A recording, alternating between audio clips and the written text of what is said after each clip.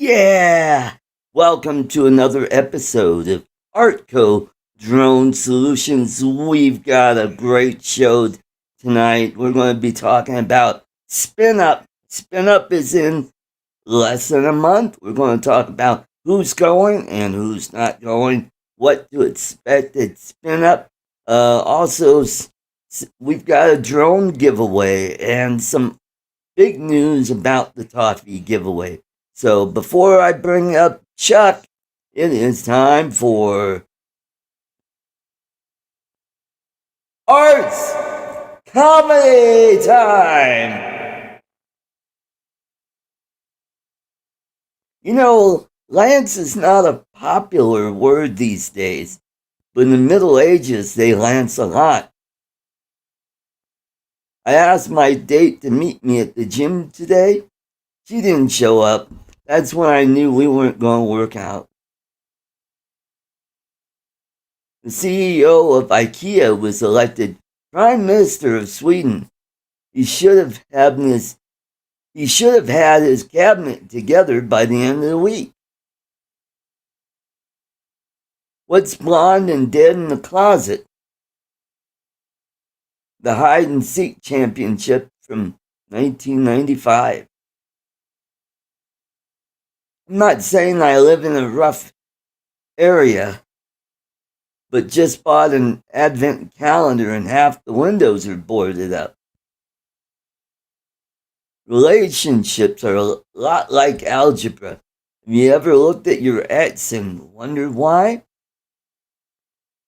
Let me start over with that one. The problem with troubleshooting is the trouble shoots back. Did you hear about the coin shortage in America? We're running out of common sense. Pig says, my name is Bacon. Crispy Bacon. Math teacher says, if I have 5 bottles in one hand and 6 in the other, what do I have? The student says, a drinking problem. I dreamed about drowning in the ocean made out of orange soda last night. Then it took me a while to figure out it was just a fantasy. All right, let's quit with the funnies and bring up my co-host for the evening, all the way back from Scotland, now back in Syracuse, Liverpool. Hey, that's almost in Scotland. Liverpool, New York. Let's welcome the effervescent Chuck. I'm bubbly. Welcome back, mate. Hey, it's good to be back. Sorta. Well, good and bad to be back.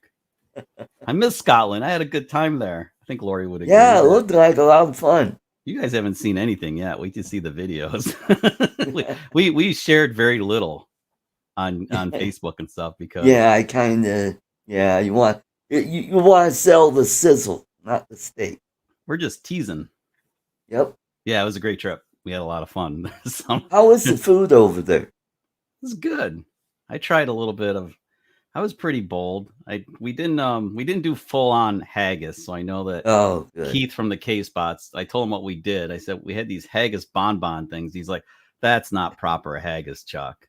Said, well, it was close enough for me anyway to get. I was in the shallow end of the pool.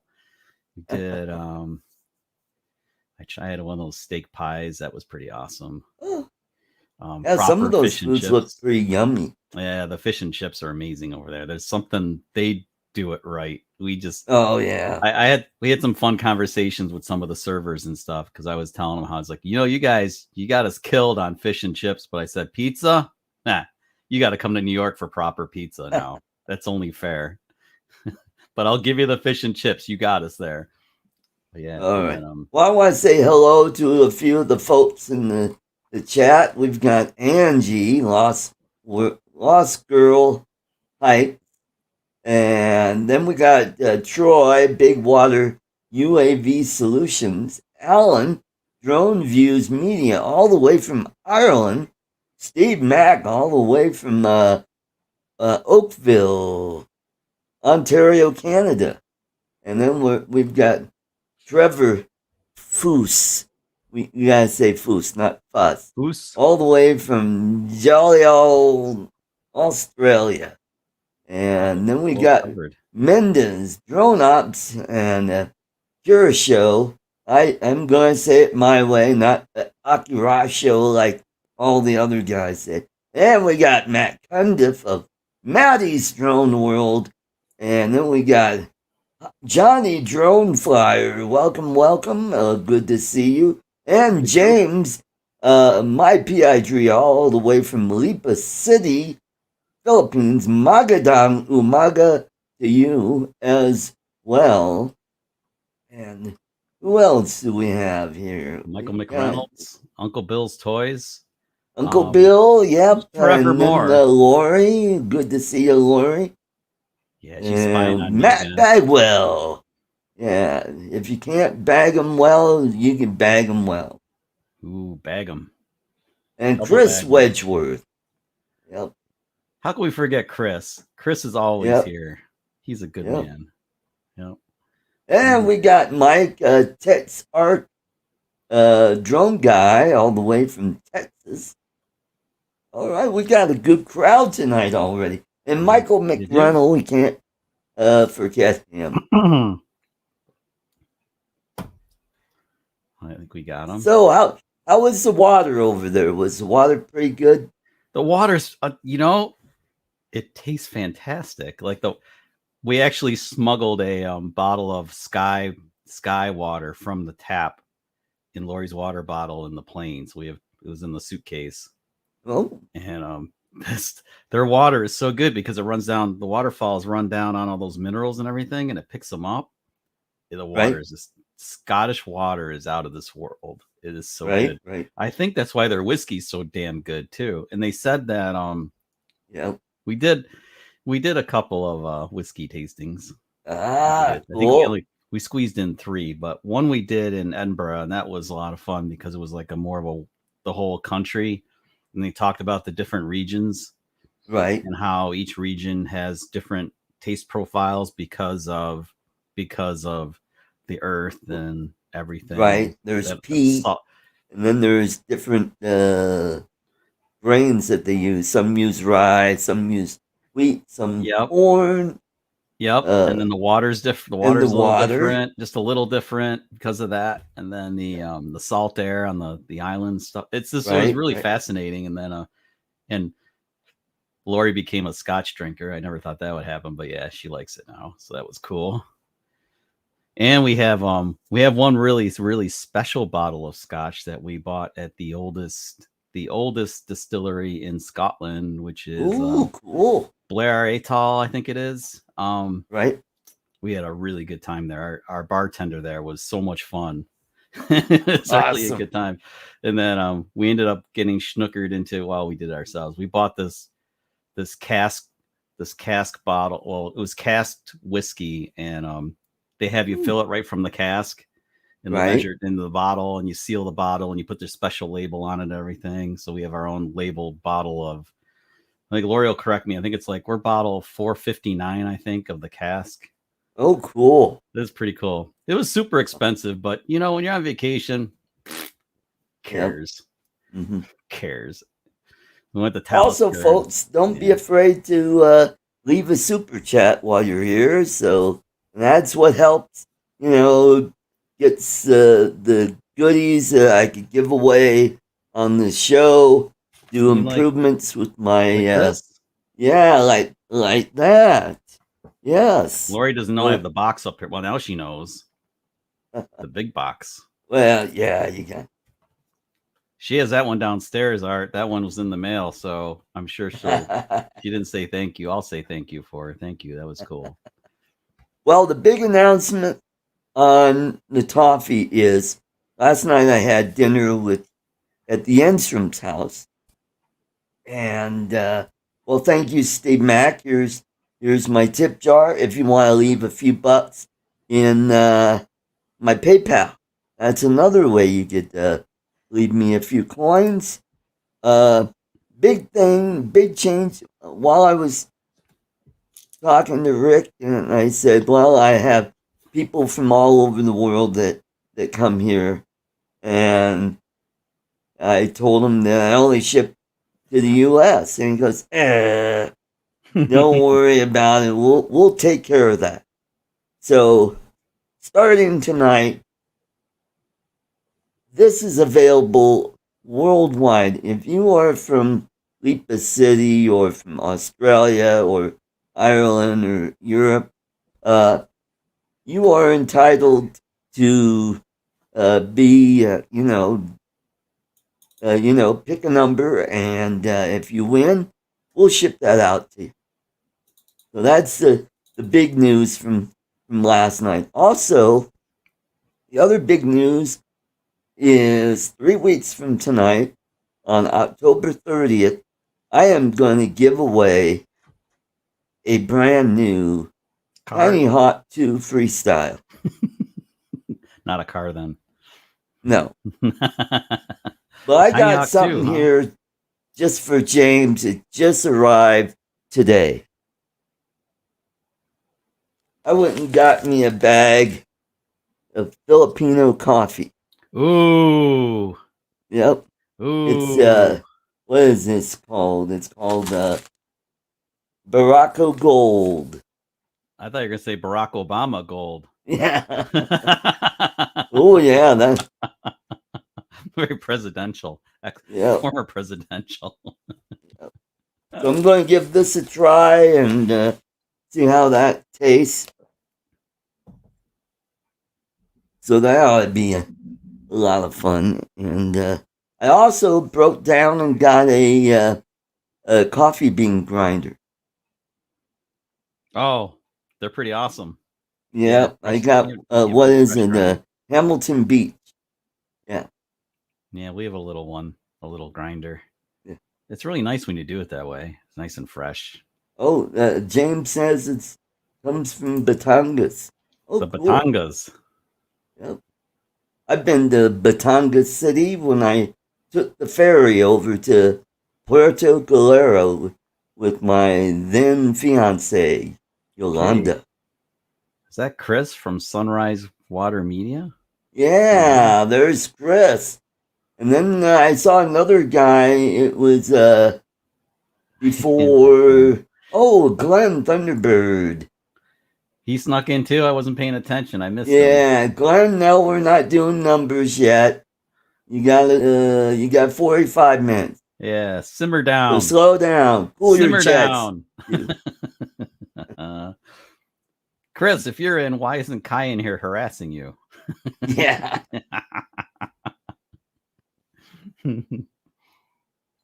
So that's what's going on. Tonight we're going to talk about SpinUp, which is coming up pretty soon. And also the other big news is I'm going to be bringing toffee to SpinUp.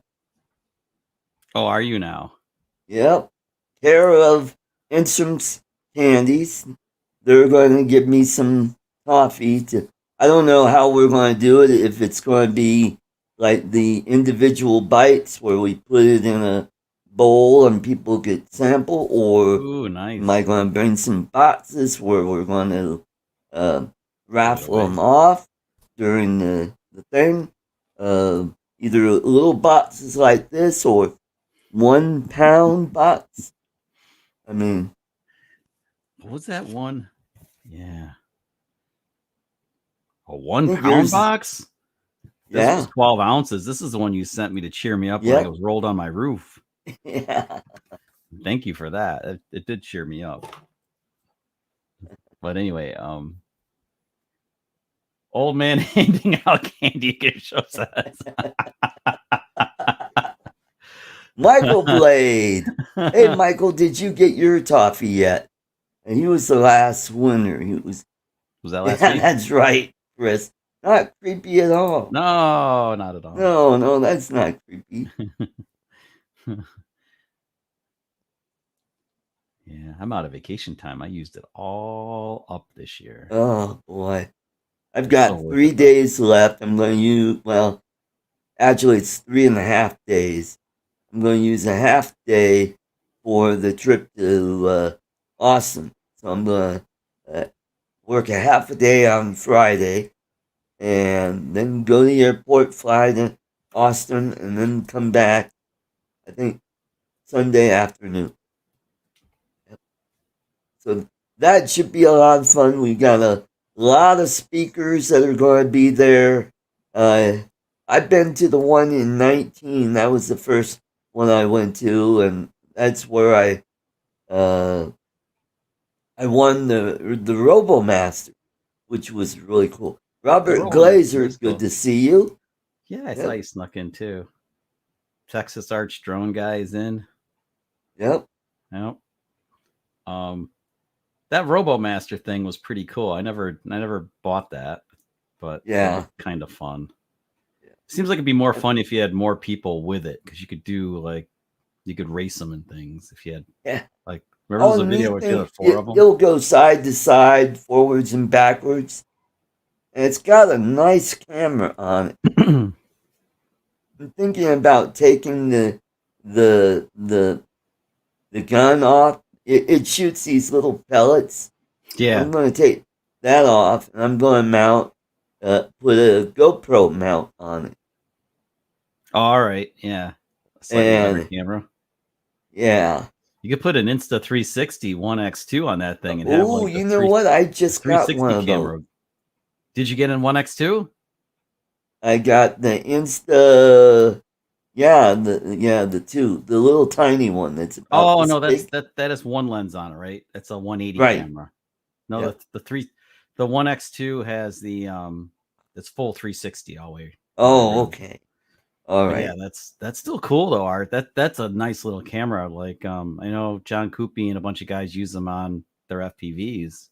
Yeah, that's what I'm going to do. I could put it on my Tiny Hawk FPV. Yep. I wish I had one of those. The mount coming, it'll be here Wednesday. So yes, yeah, I won't be able to use it tomorrow. There's a bunch of neat little mounts for that camera, for all kinds of different things. I would have liked to have that on my flights. I could have covertly filmed first class, and you could see everybody.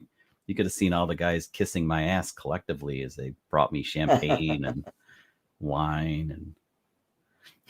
Yeah. I'll never fly coach again, dude. I'm not flying coach again. You can't make me fly coach again. Why? F that. Oh, yeah, you were in business. Yeah. Oh, dude.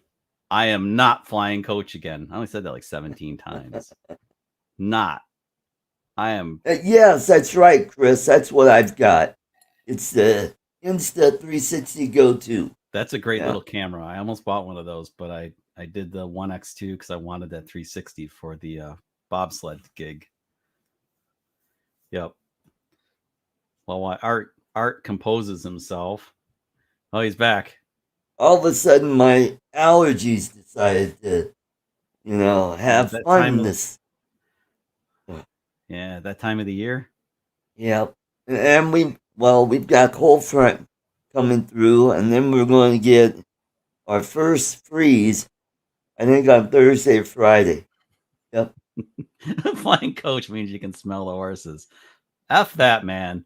No more low class for Chuck. Chuck's high class only. If you guys ever saw Soul Plane, you know the reference. There's high class and low class. Take a leg or a wing and pass it back. Oh, classic movie. Yeah, see, Laurie had it already up there. Oh, I already gave the answer.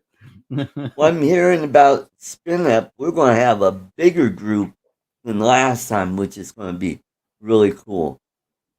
So it'll be a different venue. The last time I went, we had it at the Boy Scouts facility, and that was really nice. And the neat thing about that is they had a pond out back, and there were these, those red ear turtles.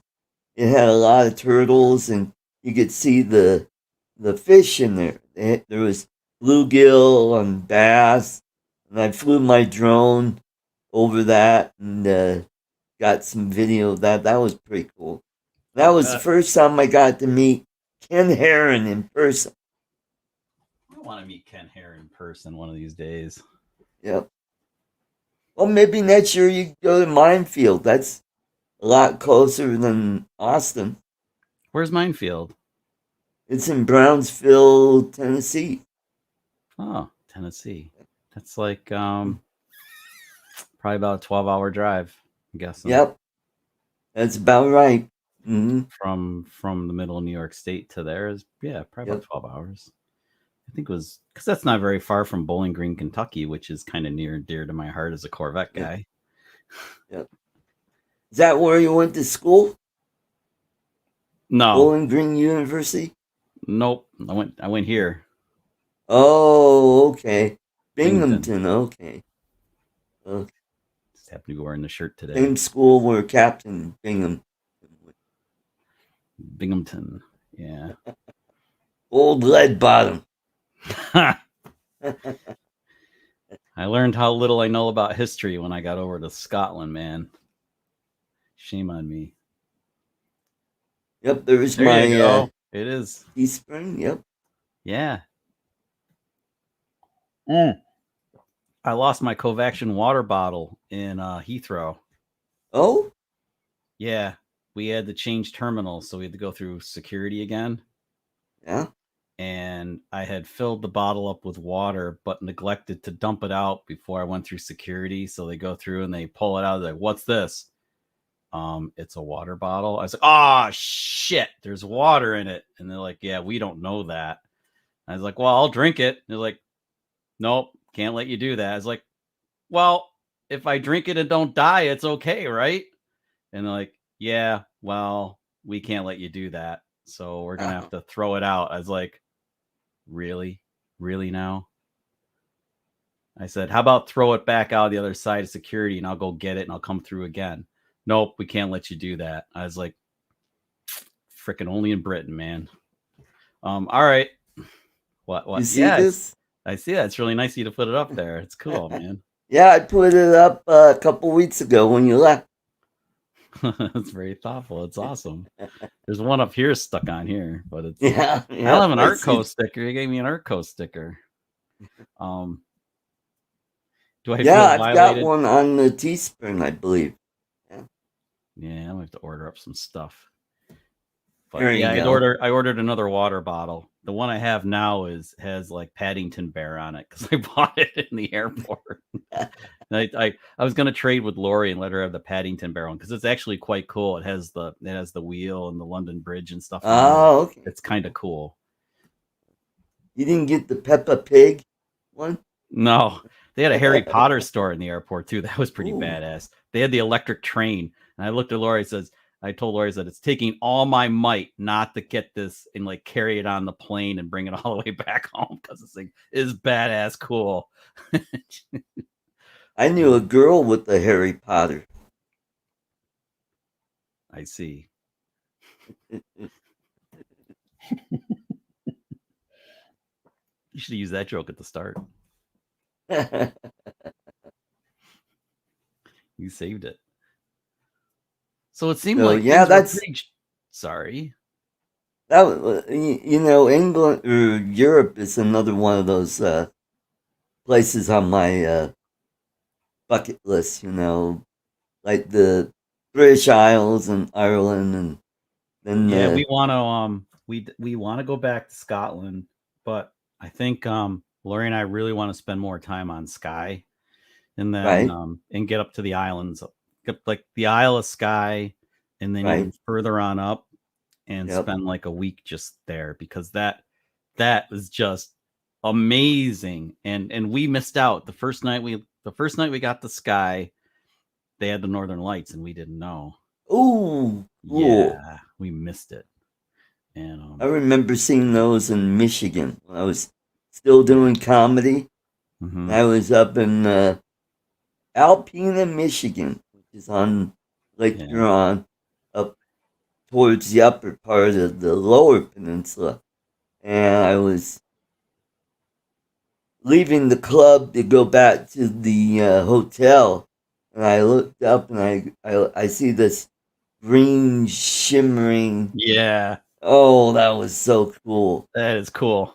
Yep. Somebody got a picture. It was funny because we were here, Lori and I are in Scotland. I'm looking at the Scottish Traveller Society, which is one of the Facebook groups that I'm in. Right. And somebody posted a picture of the Northern Lights as a backdrop to the circle stones way up on that. Which ones are they? But it was an epic picture art. It was like the circle stones with the Northern Lights. Oh man, that's an award-winning photo right there. And then I was like, wait a second, look at the date. Oh, we were there when that happened. Oh shit. And then after the first night, it like basically rained every night after that. It was cloudy. But we went out to dinner the first night on Sky. We went out to dinner, and when we got back to the house, we were out in the middle of effing nowhere in Sky. There are no street lights or anything, and the sky looked like oh yeah, it's cool when you get out where there's like no a planetarium. Light pollution. Yeah, it was incredible, just incredible. I mean, Colorado is like that. If you go up in the mountains and get away, one of those little towns. Mm-hmm. Oh man, yeah, it's really something. The last time I remember seeing anything like that was Maui. When we stayed on Maui, it was similar. Oh yeah. But this was even better because there was not a street light to be had for miles where we were. In fact, finding our way around was a pain in the ass. We had to come up with landmarks. Yeah. To find our way back to the house at night because it's just so hard. And me driving on the left side of the road, on the right side of the car, that was an adventure at night too. Oh, I bet. Dude, that was difficult. But anyway, you guys had a really big group on last week when I was at Inverloch Castle. Kind of jumped in for a second, I think, but you had a huge group on.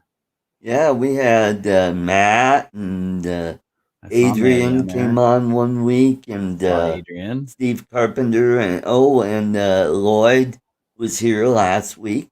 I saw Lloyd on. He said something about he made some comment like I wasn't upset that he was on here at all. I thought it was cool, and he's like, "Oh, Chuck, I'm not stepping on your toes or something." I'm like, "Dude, step all you want, man. It's cool. It's community.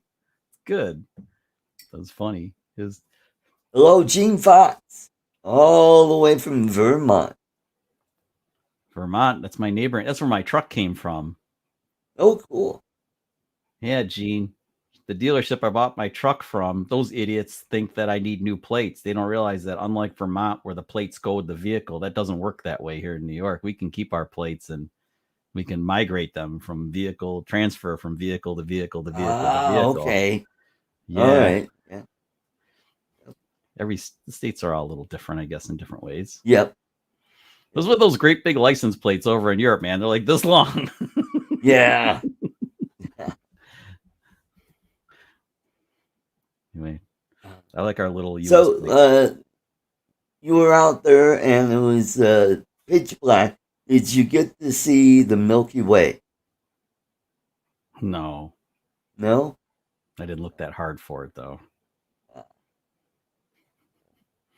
I had, I don't have a very good excuse because we got back from being out to dinner, which was kind of late already. And we had been driving. We drove from Dornoch, which is above Inverness, as far as northness goes. Right. So we had driven all the way down along Loch Ness and made a couple of stops along the way, and then yeah, screw you, Grumpy Vogler. Anyway, an asshole. Last time I'm going to be nice to him. Anyway, we were pretty pooped. Because we had driven like 5 hours. And then when we got to the house, we're like, oh, we'll go to the grocery store and get some stuff for the next 3 nights. We'll get some supplies. So we start to drive to the grocery store, and I end up on this road that's about this wide. It's like 2-way traffic. Yeah. I get a little up there. I'm like, no, nope. Take care of Mendes. Oh, is he out already? All right, peace out, man. Yeah, you got those narrow roads, and you know what? Japan is the same way. Yeah. When you get out of the big city, and those streets, they're like, I mean, you like go this. down, you're turning, and constantly turning. Yeah, but after, so that was just because of the first night. I was nervous to do that. The next day we went into Portree, and then when you go through Portree, you get into more of that. But the roads, they're one lane, and then every so many, I don't know, every so many car lengths, they have like a little wider section on either side of the road. So you just you just pay attention to who's coming the other way, right? And you just drop off in the one, you wait for them, and they go by, and everybody waves. You know, it's all good. And then you move on, and then maybe they stop for you, and you just proceed on. So that was kind of cool. Once I got the hang of it. It was all right. Yep. I wasn't ready for it the first night. Yeah. It's so pretty. Just everything, just that whole country is just unbelievably drone friendly as far as finding stuff to film. Cool. It's ridiculous. So did you get some castle shots? Mm. Awesome. Those are going to be great to see. Not as many as I wanted. Your view count's going to go out of sight. Not as many as I wanted, but I have a couple. Yeah, I had the one castle I wanted to fly. I asked the security guys, and we parked in the parking lot, or the car park, or whatever they call them. And like, I was like, so if I stay away from everybody here, can I launch my drone and take it up away from the crowds and everything, and like circle around the castle once, just get a couple of quick shots? And he's like, see that sign over there? I was like, what sign? He points, sign over here. And I look back, I'm like, oh, that sign? What, you own the airspace or something? What are you trying to tell me with that one? And then he's like, what? I was like, no, seriously. I said, come on now. I must be able to fly somewhere. Maybe not in your parking lot, but I must be able to fly somewhere. And then, nice. That's funny. Nice. Hey, James. How are the waffles this morning? Anyway, then he said, he says, if you drive over to that White House, and he says, look, way over here is this White House. See it back there? I was like, yeah. He's like, yeah, you fly there. I can't do anything to you. I was like, oh, there you go. So we went in and toured the castle and everything. And then in the end, we went up, parked in that lot, and up went the drone. And this, like these 4 or 5, there's like a walking path and stuff. And 4 or 5 people come over and they're like, oh, where's the drone? Where's the drone? I'm just standing there flying it. And they're like, I was like, oh, that's mine. That's my drone. You guys want to see what it looks like on the screen? They're like, yeah. They come over and I show them the screen. They're like, oh, that is so cool. I said, yes. I said, yeah, I think the video is going to be pretty cool later too. I was like, I should have sold my channel more. Hey, Tater. Good to see you, man. It seems like most people, if you show them what you're doing, and they see what they know what the drone's up to doing. Basically, they see the pilot, they see the drone, you show them what they're doing. They have like no problem with it. They're like, wow, that's really cool, because I showed them, like I had write down, like I ended up taking a couple of pictures right where that drone was anyway. Like, cool. I think Russ is right. Russ at 51 drones, he did a video on remote ID recently. Last day or so, and he was saying the same thing. He thinks it might be kind of good. So if people know what you're doing with your drone, they know where it is, it takes away some of their concerns. This is a drone buzzing around, what's it doing? If they know you sort of have a plan, they'll be less upset about it. So, hey, Tater. No, Bill, man, we gotta you got to get the people to warm up to it. We're not all spying in people's windows and stuff. We're flying drones to like get cool shots. And, we don't. Okay. Yeah. I'd be okay flying over a nude beach if the chicks were hot, but otherwise, no. Yeah. You don't want to see Thelma Lou and Roseanne Barr. Yeah. Or Rosie O'Donnell. It'll throw up my mouth a little bit, I think, with that one. So, about a year ago, we were still on, COVID restrictions. I flew the Capitol here in Denver. Oh, yeah? Yeah. And I had one guy come up to me and say, oh, yeah, that's cool. And I just kind of did a part way around like an orbit, the Capitol. Yeah. Yeah. Yeah. It's on my page. I may post it again on Facebook. Yeah, I found some pretty interesting stuff to fly that had just, I don't know, just we were driving. I'm like, I'm going to stop here and fly. It looks pretty. I mean, this is stuff like that. There you go. Excuse to fly. There you go.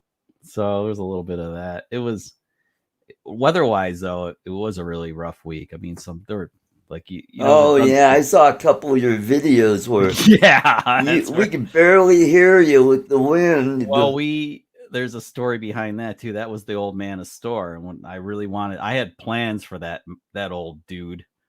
We were gonna go up there, and I was gonna do like a orbit shot of Lori and I on top of one of the rocks, and have the drone orbit us. And good luck. Mother Nature would have nothing to have with. Nope, that wasn't happening. Hell, it was like 60-mile-an-hour winds or crazy ass. Oh, gee. We were hiking up that and be like, whoa! I was getting blown over a few times. And then it started snowing on us. It was like Mother Nature was like throwing everything at us to get us to stop. Like, nope, that's not working. Here, how do you like this now? How about a 60-mile-an-hour gust? See how you do with that? Oh, that's not going to stop you? All right, more driving, wind, rain, and snow. How about that? Yeah, that worked. We turned around. It's pretty, but that's like up here at Loveland Pass when you got a snowstorm up there. Yeah. Man. Well, we did have a beautiful day up north when we went to the Dunsberry Stacks.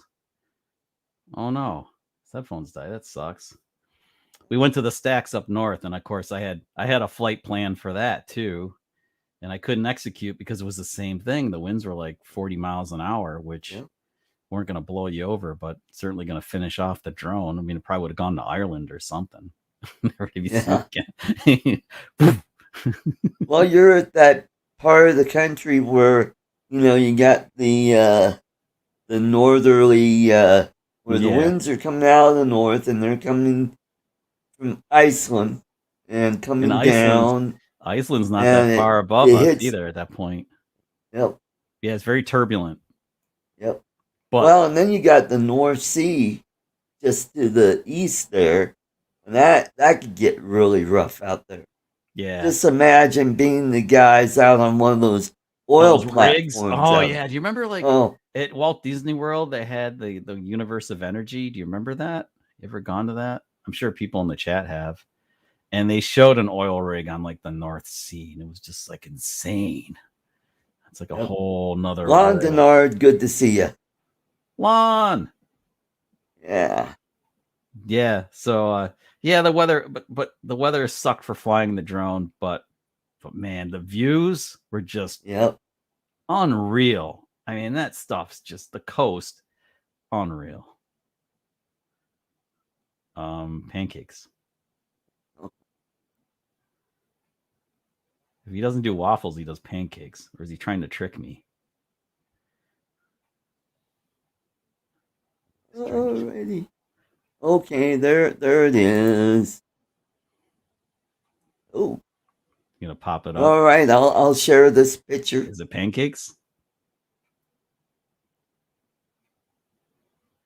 You're killing me. Just don't make the crying baby sound again.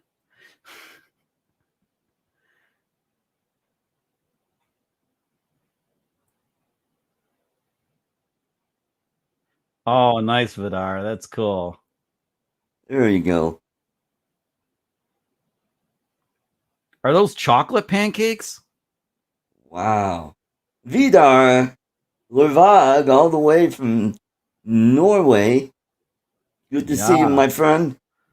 Ed, love my drums. Ed was on last week. Oh, man. What? Oh, God. That was funny. I missed that. He actually got into it with James and told him to shut up. Yeah, I'm like, oh. So, Vidar, you're in luck. I just told everybody that the toffee giveaway is now open to anybody worldwide we will ship to Europe. We will ship to Asia. We'll ship to Timbuktu. So honor if of you that, I'm happen to gonna be a have a winner, you'll get a box of toffee from just us. like, well, here's one. A big meeting with the folks at Enstrom's. Had dinner at their house. Guess what we had for dinner? You told me yesterday. We had Dove. Oh, I thought you were having.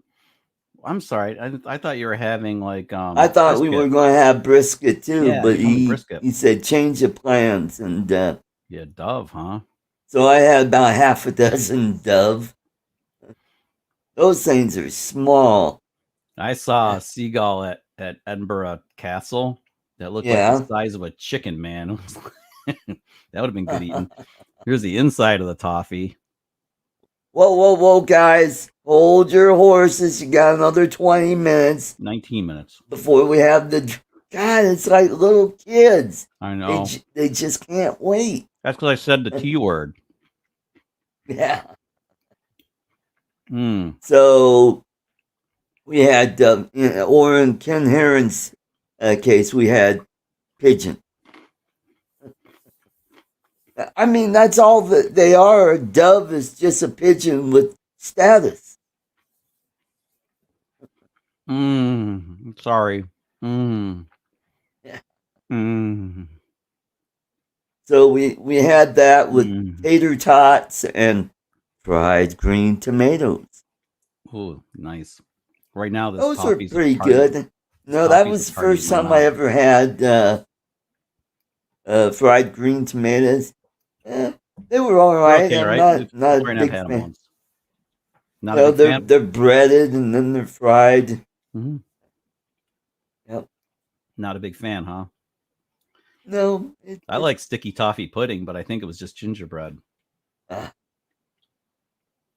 that a couple of times. But what I do like is fried tomatoes. You know, Roma tomatoes. And really now? I've never had fried Roman tomatoes. Oh, Roma tomatoes. Sorry. When I have pan-fried fish, I will fry up some Roma tomatoes, slice them up, and fry them to where they get kind of squishy. And then you put that right on top of your fish after it's cooked.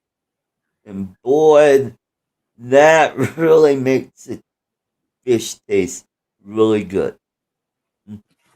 Well, I don't know what the hell their secret was with their batter for their fish and chips, but damn it all, it was so good. Yeah. I like the mushy peas too. Am I weird? Yeah. I like those. Oh, yeah. We call them, here we got le sewer peas. Sewer peas? Yeah, sewer peas, yeah. Yeah. My mom would make those. Boy, those were my favorite. They're really good. Yes, Mike. Grilled Roma tomatoes. Yep. Yeah, I was just watching a video on YouTube on different ways to cook fish, and I saw this guy frying up some tomatoes, and I go, "That looks tasty." And all you do with the fish fillet is you put salt and pepper on it, and you pan fry it. That's it. Yep. And also, I brought home some frozen salmon that Rick and Linda caught up in Alaska. And I think I got not halibut, but it looks like cod, ling cod, because with halibut it'd be like big chunk, but this looked like it had a. You mean like Alaskan halibut? Yeah. Yeah, oh, that's so good. Rick caught some of those too. Yeah, I've had the only time Lori and I had fresh Alaskan halibut was in Seattle. Yeah. Ah, dude, that was so good. Oh yeah, I know. Yeah, it's really good. But all the seafood in Scotland was really pretty fresh and good too. And hello, David, Arizona drone dude. And don't be afraid to do a super chat if you'd like to throw a few bucks. Let's get that train going. No, I forgot about Lori brought up the salmon, the smoked salmon that we had like for breakfast. Oh, yeah. Stuff. They had smoked salmon for breakfast. Yeah. Like eggs, cool. Like Benedict. It was like, oh yeah, I bet. Yeah. Yep. Damn. Can I go back now? Maybe we should have bought a lot of cod over there. We should have bought a castle. Property was pretty cheap over there. Could have bought a castle. Yeah. Fixer upper. Yeah. But the taxes will kill you. Yeah. Taxes are bad. Well, they got a VAT tax there. Yeah, I saw that on my 20%. Yeah. Man, hey, you want free health care? Well, nothing's free, right? That's right. Canadians will tell you the same thing. There's a similar thing in Canada. And they've got they got a VAT tax there too. Yes, they do. You used to be able to wonder why people want to come here. We kind of need health care, dude, whether you're working or not. We can talk about that tomorrow if you want. Whenever you get whenever government, we gotta save this for tomorrow. Yeah, save it for tomorrow. But I'd be interested in that. I'd probably join in on because that's an it's an interesting topic of discussion. It really is because it's so complicated. Yeah, it's very complicated and good for tomorrow. How the heck did you do that? There's a font for that. Yeah, you can use a font for that. That is so cool. It's pretty fun. Yep. That's one of the Jeep stickers. If you can read this, flip me over. Oh, if you can read this, roll me over, which is a sticker I wished I had on my Colorado about a month ago. Right. It's been just over a month since that happened. And then there's another font you can get that's Russian Cyrillic. Yeah. Which is kind of cool. I sort of know the sounds of the, Cyrillic alphabet. That is hard. It sounds like somebody's playing English backwards when you hear Russian. Maybe it's just me. Yeah, well, Russian is a class 5 language. And I think Tagalog is either class 4 or class 5 because that is so totally different. So a class 5 means very, very complex. Yeah, the higher up you get, yeah. Kind of figured, yeah. So where's English fall into the ranks? We probably 3. But English is pretty. Difficult. We gotta welcome all the way from St. Augustine, Florida. It's Mr. Ed. Welcome, Ed. How you doing, man? I'm hanging in there, man. I just, and then I heard the crap about healthcare, and I just had to jump in, Well, we're not talking about that shit today. Ed, you gotta save that for tomorrow. Tomorrow. So what happens tomorrow? Is there going to be a discussion? Tomorrow on Art's Place, Conservative Talk. You gotta talk on that. Did you get something in the mail, Ed? Not today. Well, I sent you a box of almond toffee. Oh, did you now? Yep. It might have gone. It should have been there by now.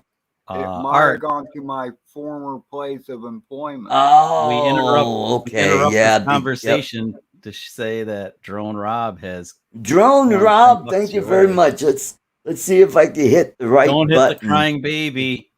Yeah. Wait a minute.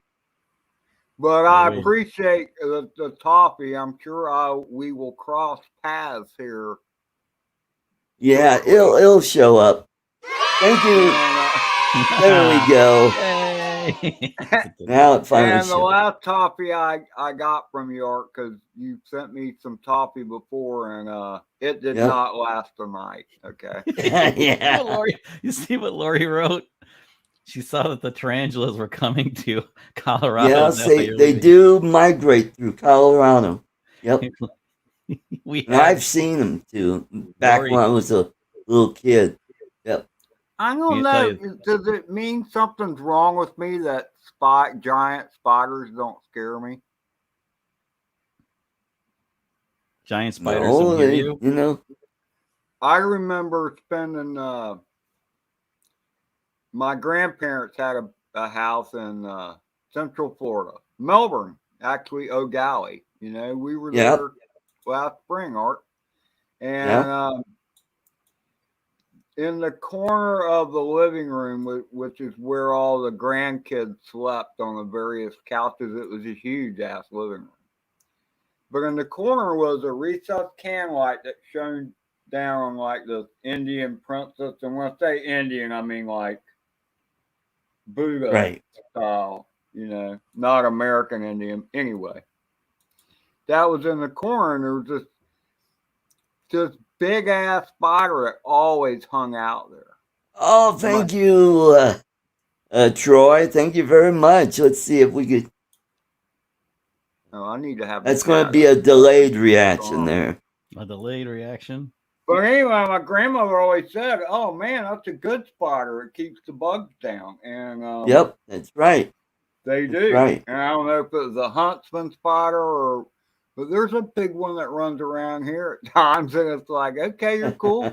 Leave me alone, and I'll be happy to leave you alone. So I always had, you know, and even in the book, Tom Sawyer, they tell you in the book, Tom Sawyer. We got one from Chuck. Thank you very much. Oh, nice, Chuck. That's the wrong one. Stickers, I like stickers. Yes, I do. There we go. Sorry, Ed. I gave you my. Had to do that. I gave you my suitcase since I'm back. Let me pop out the chat so I can see what the heck is going on here. More Cyrillic. So, Thunderbird 6. I know some of that. The Govorid Paruski, yeah. Da. Means you speak Russian. Russian. Yep. Strong like mule. Strong like mule.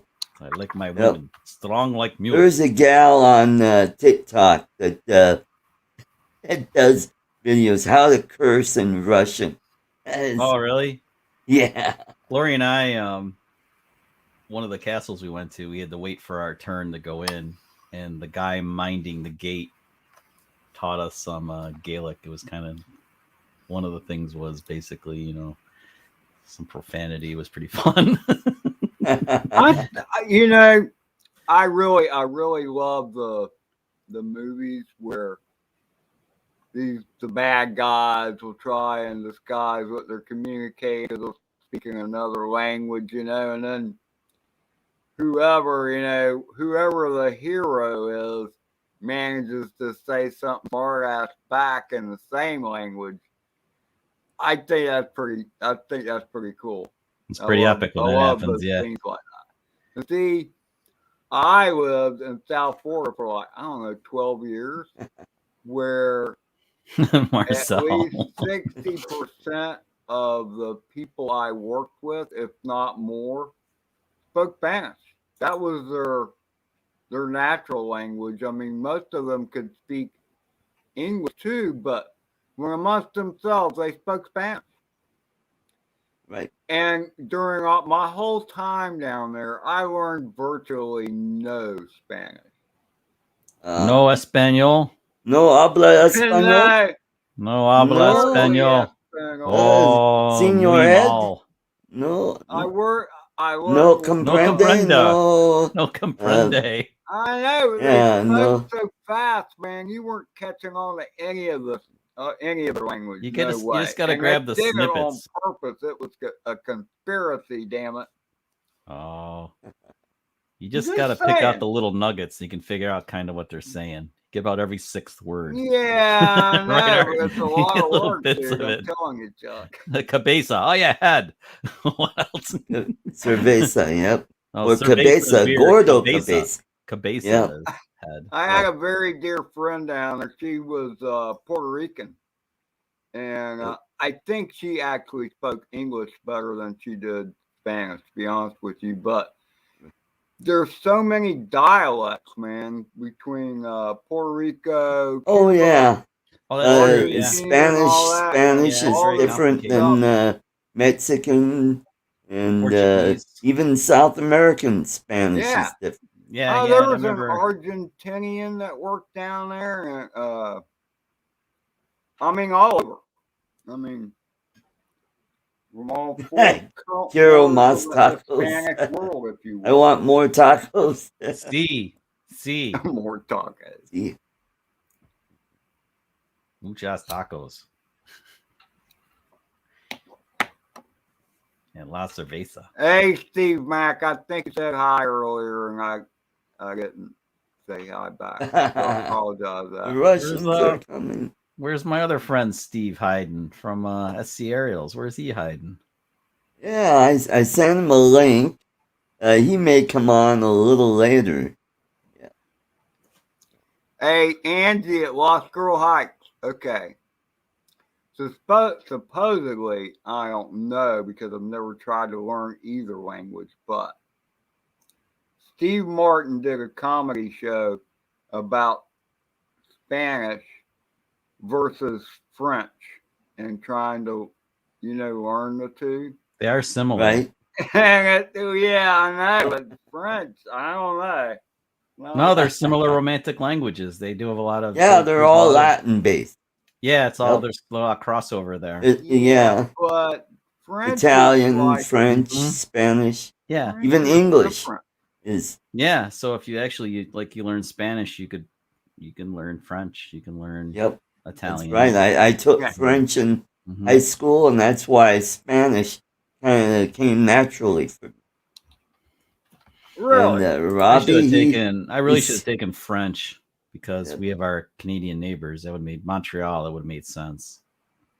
Well, even the French there is different than the French in France.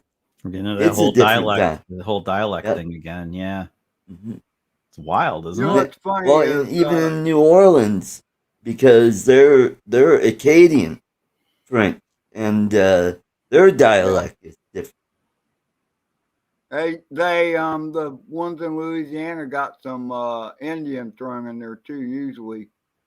But I mean, I've been to Quebec, and they speak French up there. I mean, that's their main language, although most of them speak English too. But it's funny, when I went up there and I hung out with them for a couple of days, I started doing the French accent thing. Like, I speak in English, but giving it a French accent. Isn't that funny? Ooh, it's getting warm in here. All right, then we'll start in a couple minutes. So,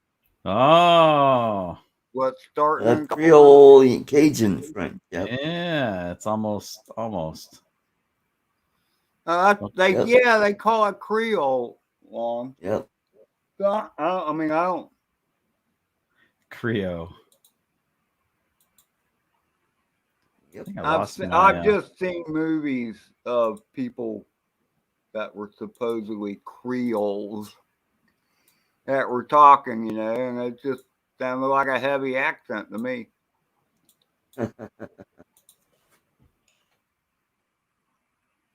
Yeah, you're right, Lon.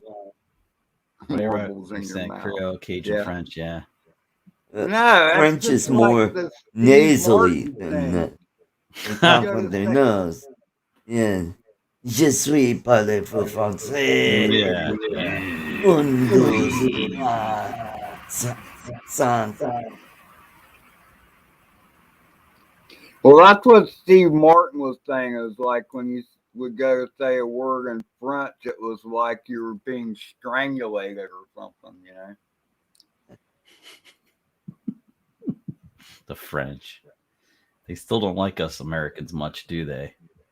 No. They're not big fans. They don't like the English very much. Pulled their diplomat from Washington. They were pissed. Is that a tomorrow? That's a tomorrow thing, isn't it, Art? Tomorrow thing. Yeah. Sorry. This is the politics free show here. We're doing drones. We're going to talk about SpinUp yet, or you're not going? Are you going to SpinUp? No. No. But you'll go to the meetup in Jensen, aren't you? Is SpinUp a weekend thing, by the way? I don't know. I might not be around back then. I don't know. That's a long ways away from me. Jim's droning. Good to see you. All right, folks, get ready. Get your numbers in. Pick a number between 1 and 50, and then in about a minute or two, I will spin the wheel, and maybe you could be a winner of a delicious box of Enstrom almond toffee. All right, get ready. Lon, pick a different number. Gene Fox already has 31. My pie dream, I already have 26. So James, sorry, man, that's mine.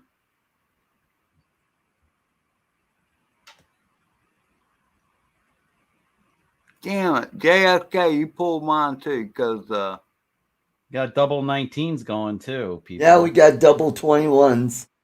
So triple Angela, 21s. Pick a different one. JFK, but I've taken another number, but I already think 25 too. If you're duplicated, Art, I think the first 21 and yeah, the first one 28 was probably Texas Artstrom guy. I think Chris has 25. Chris Wedgeworth. Yeah, if your number's already picked before you grabbed it, then the first one gets it, is the way it works in the hierarchy of things. 17 wasn't bad either, Lost Girl. That's a good corner. How about I turn on my microphone here? All right, let's go ahead and spin the wheel. You picked it months ago. That's funny. Spin the wheel. Alrighty, ladies and gentlemen, it's time to spin the wheel of toffee. I'm trying, but it ain't spinning. Well, give it a hold up. There it goes.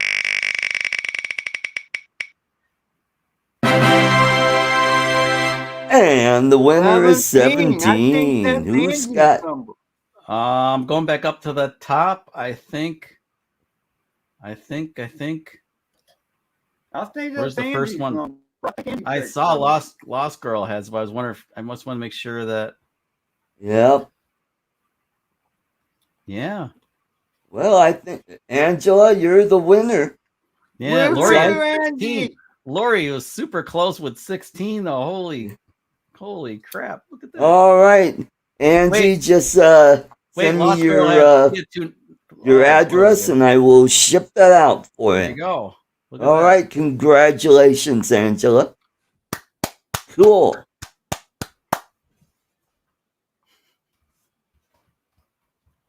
It's good stuff too. I might have to get a subscription for Toffee of the Month Club from those guys and just send it out to me. Why do they do something like that? There you go. Toffee of the Month. Oh, they got all kinds of candy over there. If you got deep pockets, go over to Enstrom's Candies. They've got cream fills.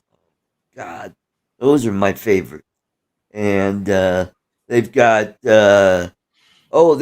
pecan turtles, and they've got peanut turtles, and and there's my email address, Angela. You could email me your address, and I'll ship that out to you. Cool. And they even have toffee popcorn. That doesn't surprise me at all. That sounds delicious. But they gave me a bag of that. Oh boy, I'm going to try that out. She's going to eat them long before she ever gets a SpinUp, Johnny. When is SpinUp? Is it just the weekend event, or is it going? Yeah, it is. Yeah, it's on the 6th, and then the following day is Spin Down, where we're going over to a park and fly our drones. Oh, sorry to hear about that, Vidar. Well, you can always give it to someone else, one of your neighbors or one of your family members over there. Yeah, that's right, Johnny. November 6th, yeah, Saturday. Yep. Yeah. Yeah, I come in on Friday, either late afternoon, early evening, and maybe Maddie is going to pick me up at the airport. Maybe next year. We'll see. Yep. I have to rebook Scotland again.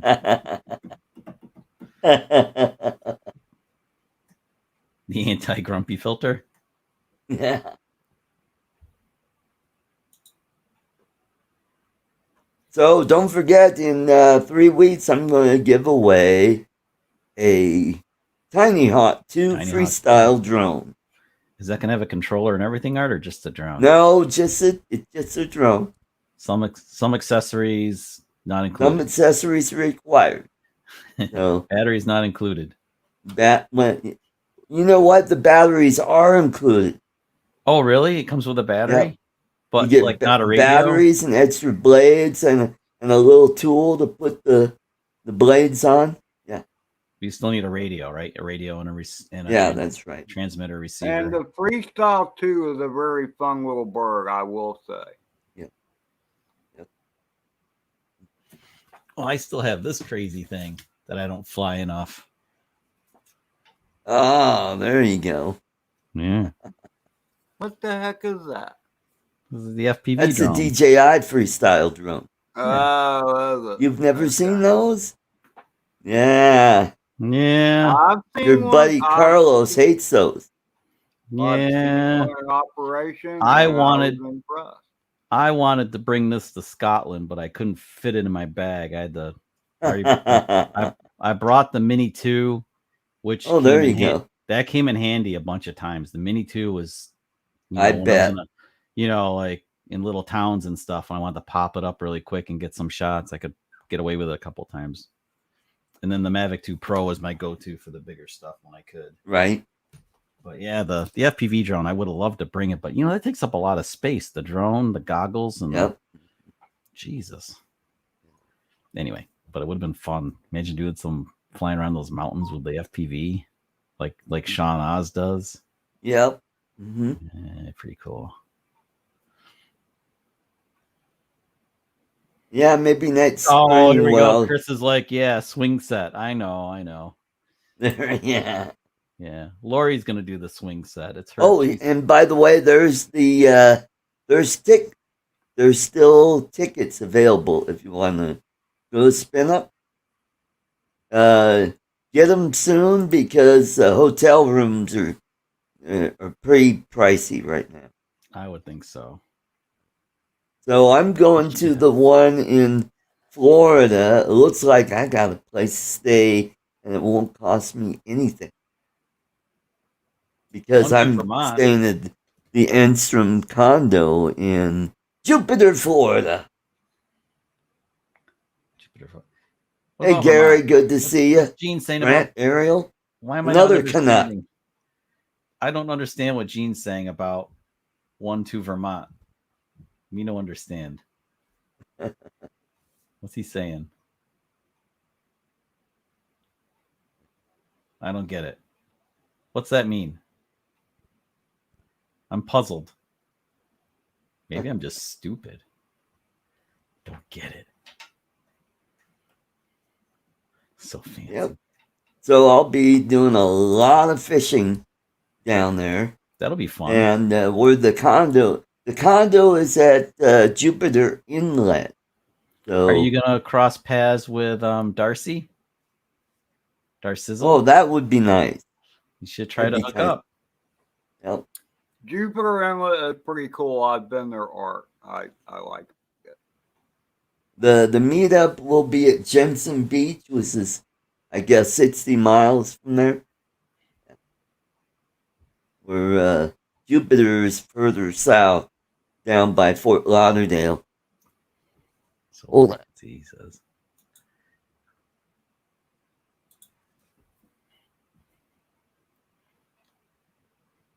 Boy, my allergies Where they're kicking in my butt today.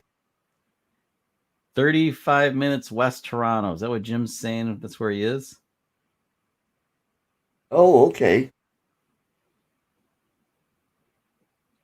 I don't think. Can we get into Canada pretty readily? You have to take a COVID test to get cleared to go in. I think it's coming back. It's going to be a pain in the butt. It's coming back because Lori and I had to take both ways at this point. Okay, because the Scotland thing was a pain in the ass. We had to get a test. We took a test within 3 days of our departure flight. Right. That left, basically the one that went over across the pond. And right. Then we had to take another one that was at our hotel room waiting for us when we got there, and mail that to the Scottish government. See if we passed that one. And then to come home, we had to take another one within 3 days to come back to the States. Oh, wasn't that fun getting those swabs jammed right up? Oh, the Scottish one, the Scottish government one, that was extra special. That one, the first thing you do is you try to touch your tonsils with it. They give this freaking thing, you're like,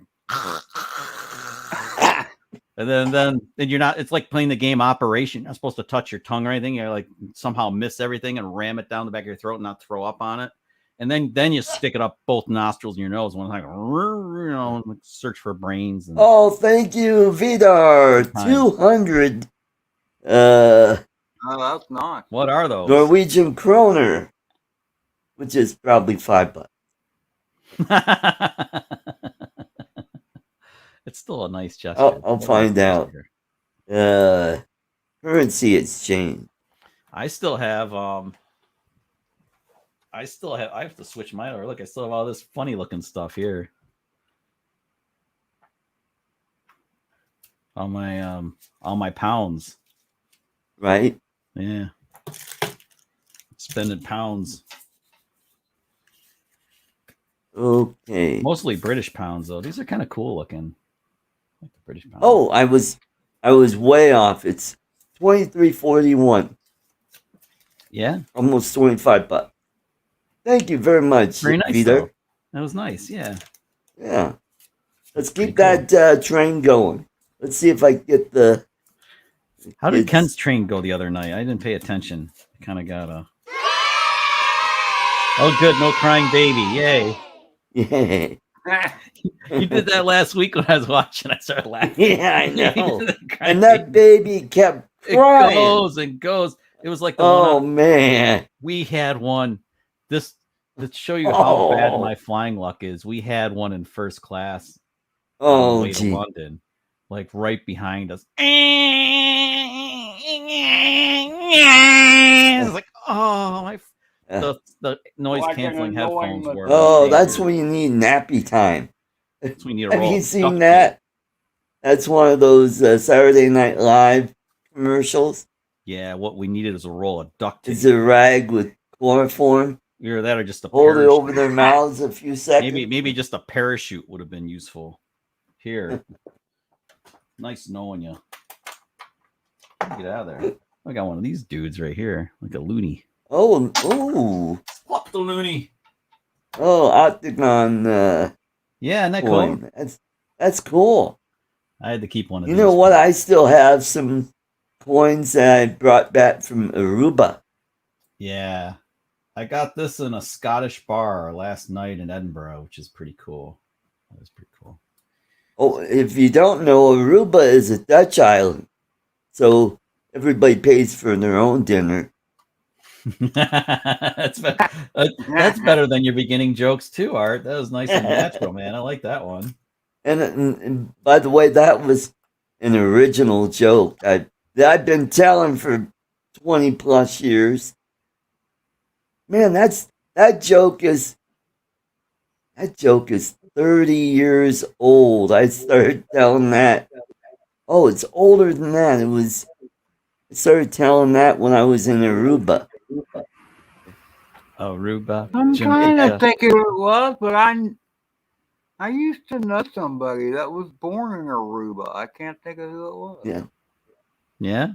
Yeah, it's part of the ABC island. Can you name the other two islands? Aruba, Bacaro, and not. I'm not sorry. Belize, Aruba, No. Belize. No, Wrong Belize continent. is a bigger country. It's not an island. That was Belize. It's Bonaire. Who's got a Bonaire? That's in Curacao. You have a Bonaire? Yeah. Good And penetration. Aruba is only 40 miles off the coast of Venezuela. And while I was there, I got to visit a friend of mine in Caracas. So chicks must like the 1990. Bonaire, right? So it's way before Chavez and Maduro. Yep. Oh, that's the Kokomo song. Aruba, Jamaica. What does the Kokomo song have to do with Aruba? Yeah. Yep. Oh, the Florida Keys. Yeah, there's a parody on that song that goes, I could see your camel toe. Yeah, I've seen the your camel coochie, your monkey. Do, do, do, do. Yep. I'm on a roll tonight. Because I said all the chicks want to go to Bonaire. Yeah, especially the guys. Super. I'm out of water. Is my barmaid downstairs? If you get this message, maybe. So what's on your shirt, Chuck? My engineering it's Binghamton. School. That's where I went to engineering school, SUNY Binghamton, down in. Mine says Race Set Drone. Yeah. Yep, Binghamton, New York. Brampton. No, Binghamton. Yeah, you know, Brampton. Peter used to stay there. Peters? Peter Brampton. Or Peter Frampton? Yeah. Frampton? Yeah. All righty, so we're just waiting for James to hop in. Hurry up, James. Scarf down that time, man. Yeah, scarf pancakes them down. And jeez, it's taking so damn long. And swallow some of that ArtCo gold. Yeah, grumpy blogger. It must be the jet lag. It must be the jet lag. I should have opened that whiskey, but I'm resisting. Well, you know, when you're going east, you don't have much, or west, you don't have much of a jet lag. It's going east is where you get the real bad jet lag. Well, I did my best to sleep on the flight over. I had a really good friend who's. That's what I did when I went over to the Philippines. Yeah. So I got probably here's the deal. 5 hours, 4 hours. What is the deal, Ed? What's the deal? Tell us what the deal is.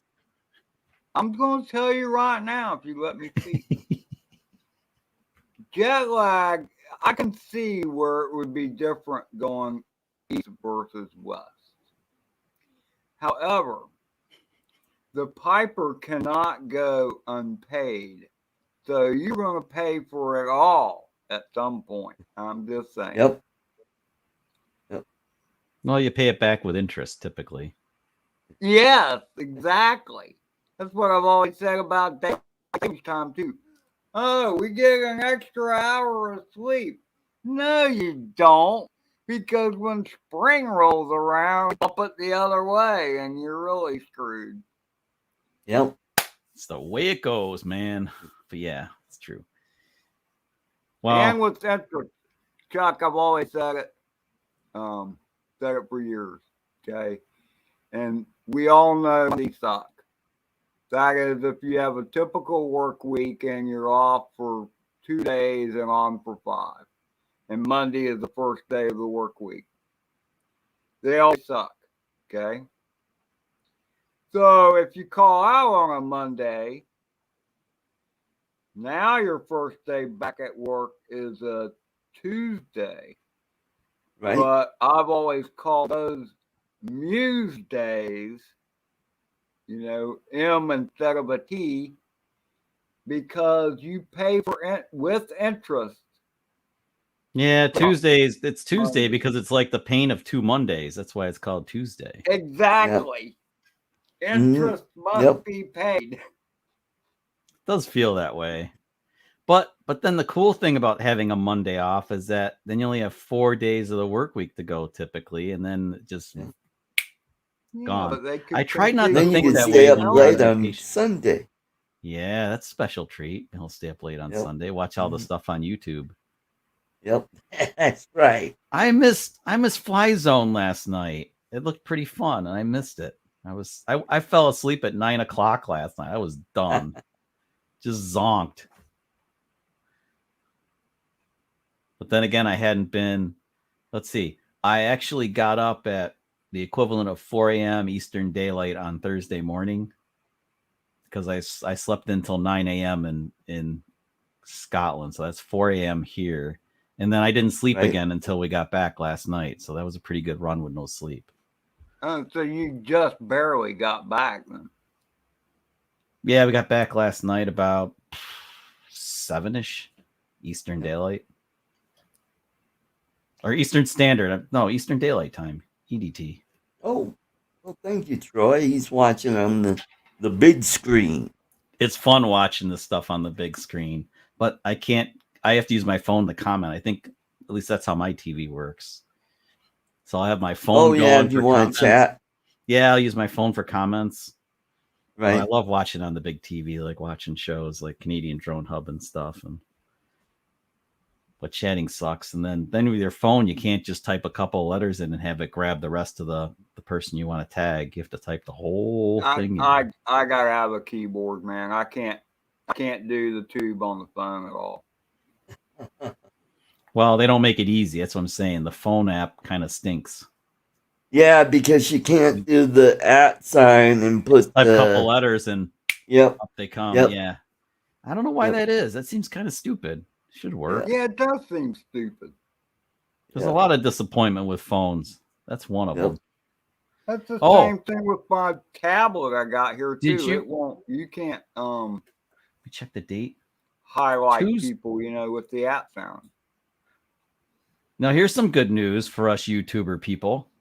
Tuesday the 12th, if your channel has 500 or more subscribers, you get the community tab.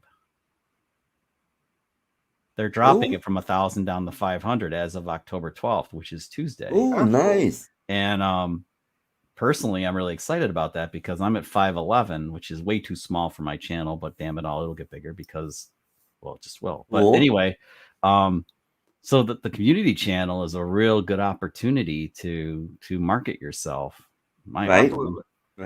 Yeah. So, I mean, that should, to me, that's, and to anybody who has grown to at least 500 subs, that's, oh yeah, and that'll help Lloyd. He's at 725. Yep. And then like Johnny Drone Flyer, he was talking about being, I think, at like almost 500. Yeah, that's the stuff that you can really start talking to your subs.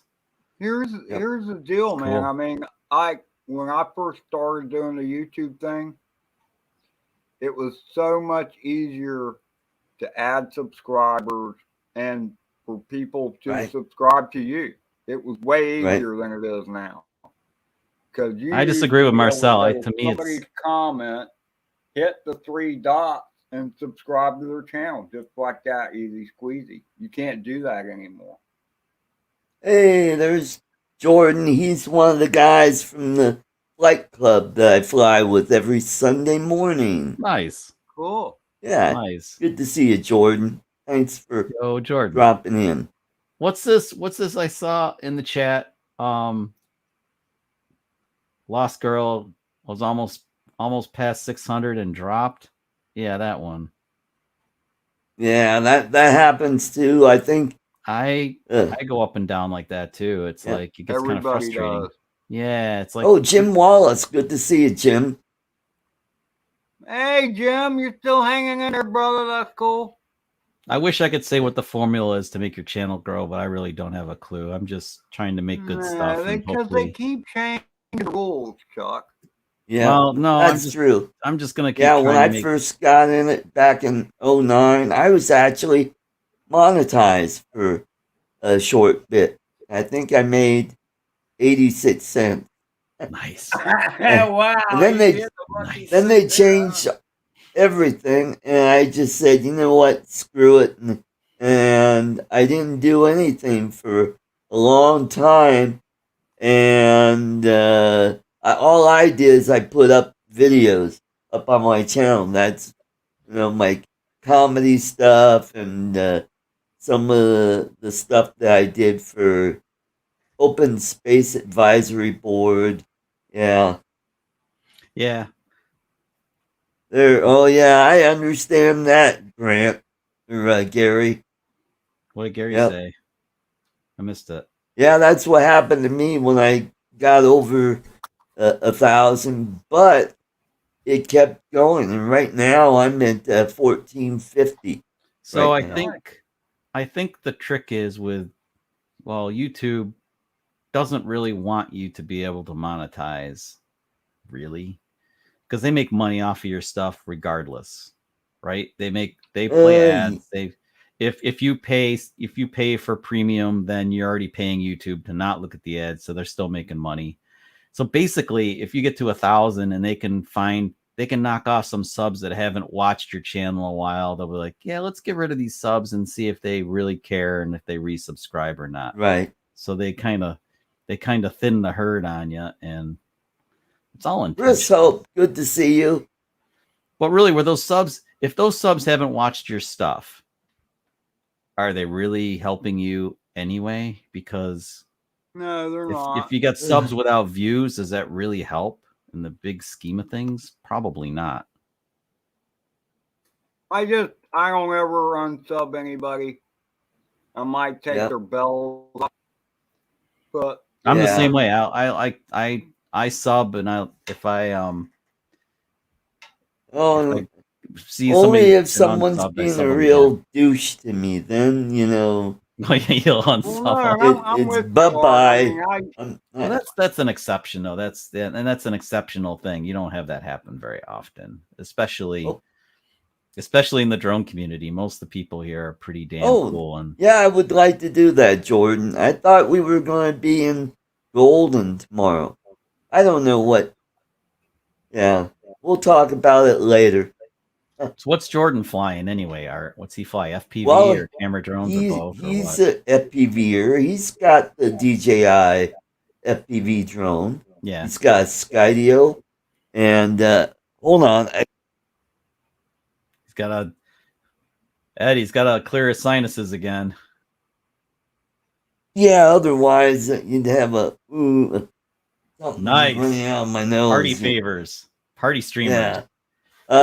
Jordan also has a Shendrone Squirt, and that's also a DJI, the air unit on that. That's really nice.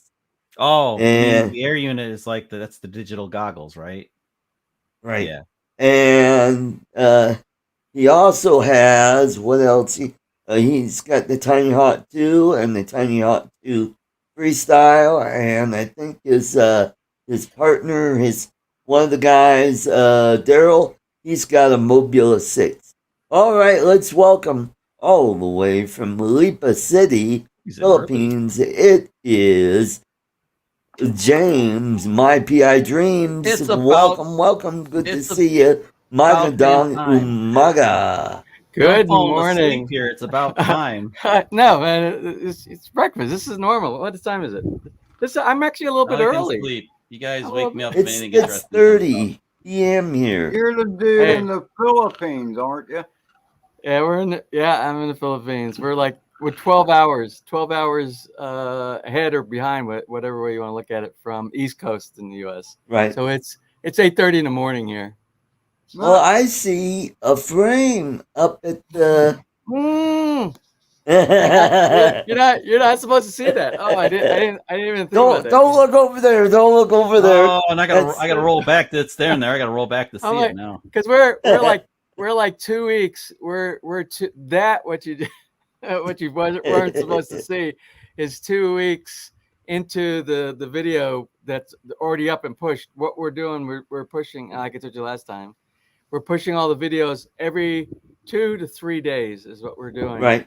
Because that accommodates the time for doing the sanding and all the staining and the drying, all the stuff that's so tedious that nobody really wants to watch paint drying on the side of a barn. You know? Paint drying. It's like watching paint dry. Yeah. Expression. Oh, wait a minute. We got Ed here. I need to talk just a little bit slower. So is that okay? Oh, he'll keep up. Just James will keep up. Oh, Chuck, you missed. I don't know. Did you catch? Oh, you missed it. If you haven't watched last week's episode, you got to watch last week's episode. I was saying earlier to Art last week. I checked in for a short period of time, but I was in Inverlochie Castle with Lori, so yeah, I had other things I wanted to do. Well, if I had the option to watch art show or be in Scotland in a castle, needless to say where I would be. But not to say anything against art show. Art show is great. No, art show's great, but yeah, the castle thing was. We were in a bunch of castles. We stayed in we stayed in Aerith Castle. We stayed in Dornoch But did Castle. you have a White Castle? Brother. Anyway, so we stayed in skipping that. Then we went to a VRBO. We had a house on the Isle of Skye, which was epic, with like no neighbors. That was great. And then we came to we stayed in Inverlochie Castle. That's when you guys were on the air last Saturday. Hey, hold on. We got someone all the way from Dillon, Colorado, if he's not still in Houston. Let's welcome the effervescent Sean Oz. Hey, Sean. Good to see you. Mr. Oz. Hey, what's up, Art? How you doing, Art? How's everybody doing? Good. I'm doing pretty good. Are you back home or are you still in Texas? Yeah, we hear you. I just pulled into Dillon. and it is 34 degrees and snowing. Well, all right. It's the season. Yeah. Well, wait until we got front coming in. You're going to get some snow. 90 degrees, Art. What's that, Art? You're going to be getting snow pretty soon here. We're getting it right now. It's snowing right now, right as we speak. Oh, it is. All right. Oh, put the camera on it, Sean. Yep. Can you put the camera on it? I'm trying to drive. I really don't know how y'all. Oh, you just got a passenger. White crap. Yeah, I got a passenger. My son. See it. We just got back from the road trip. So we did that road trip for about 7 days to Texas. We went to Austin. We went to Houston. And then, of course, we made a lot of stops in between. Nice. We just were in Dallas yesterday, and it was 93 degrees. Oh, and damn. Today we left Amarillo, and it's in the Amarillo by morning. Amarillo. Sean, you're frozen. He's frozen. Well, it's cold there. That's why he's frozen. Yeah. That's plenty. I can't remember the name of the town. It's where the Royal Gorge is. Oh, yeah. That Canyon. Canyon City. Yeah. My signal. No, you're. No, we still see you. Okay, sorry. I'm. It's pretty spotty. If you guys are going to be on for a little bit when I get home, I can join in. I'll be home in like 15 minutes. All right. Yeah. That'll work. Yeah. But it's been an interesting thing to see the weather change that much, and as you just drive. Yeah. Well, I know about changeable weather having visited Scotland now. Yeah. Four seasons in a day. Right. We only have two. We only have two here. I thought it was bullshit, but it's true. Yeah, we only have two. Rainy season and dry season here, but it's like this, right? This 365. Yeah, actually, it's been really unusually warm here in the middle of New York State too. It was like 75 today, which is crazy. Yeah, I saw an article the other day saying that this year there's a problem because of global warming, that the leaves aren't changing like they normally do. And I just drove cross country through like 3 or 4 different states, and I'm telling you, they were some of the most beautiful leaves I've ever seen in years. Well, it stresses out the trees. I think like here in central New York, we usually get a really nice fall as far as color change goes. And we got back last night, and I looked out today, and I'm like, why aren't the trees like really changing? They're really just, it's kind of spotty. I think the warm weather stresses out the trees. Sometimes it works both ways, makes them change faster or slower depending on where they are and what type of tree it is. Yeah. It's always I beautiful tell you, upstate, here in the upstate New mountains, York this in the is fall. this has been one of the most beautiful leaves, like compared to SpinUp last year. This year was so much better for leaves. Well, I'm hoping there's Take care, Glenn. At least. Yeah.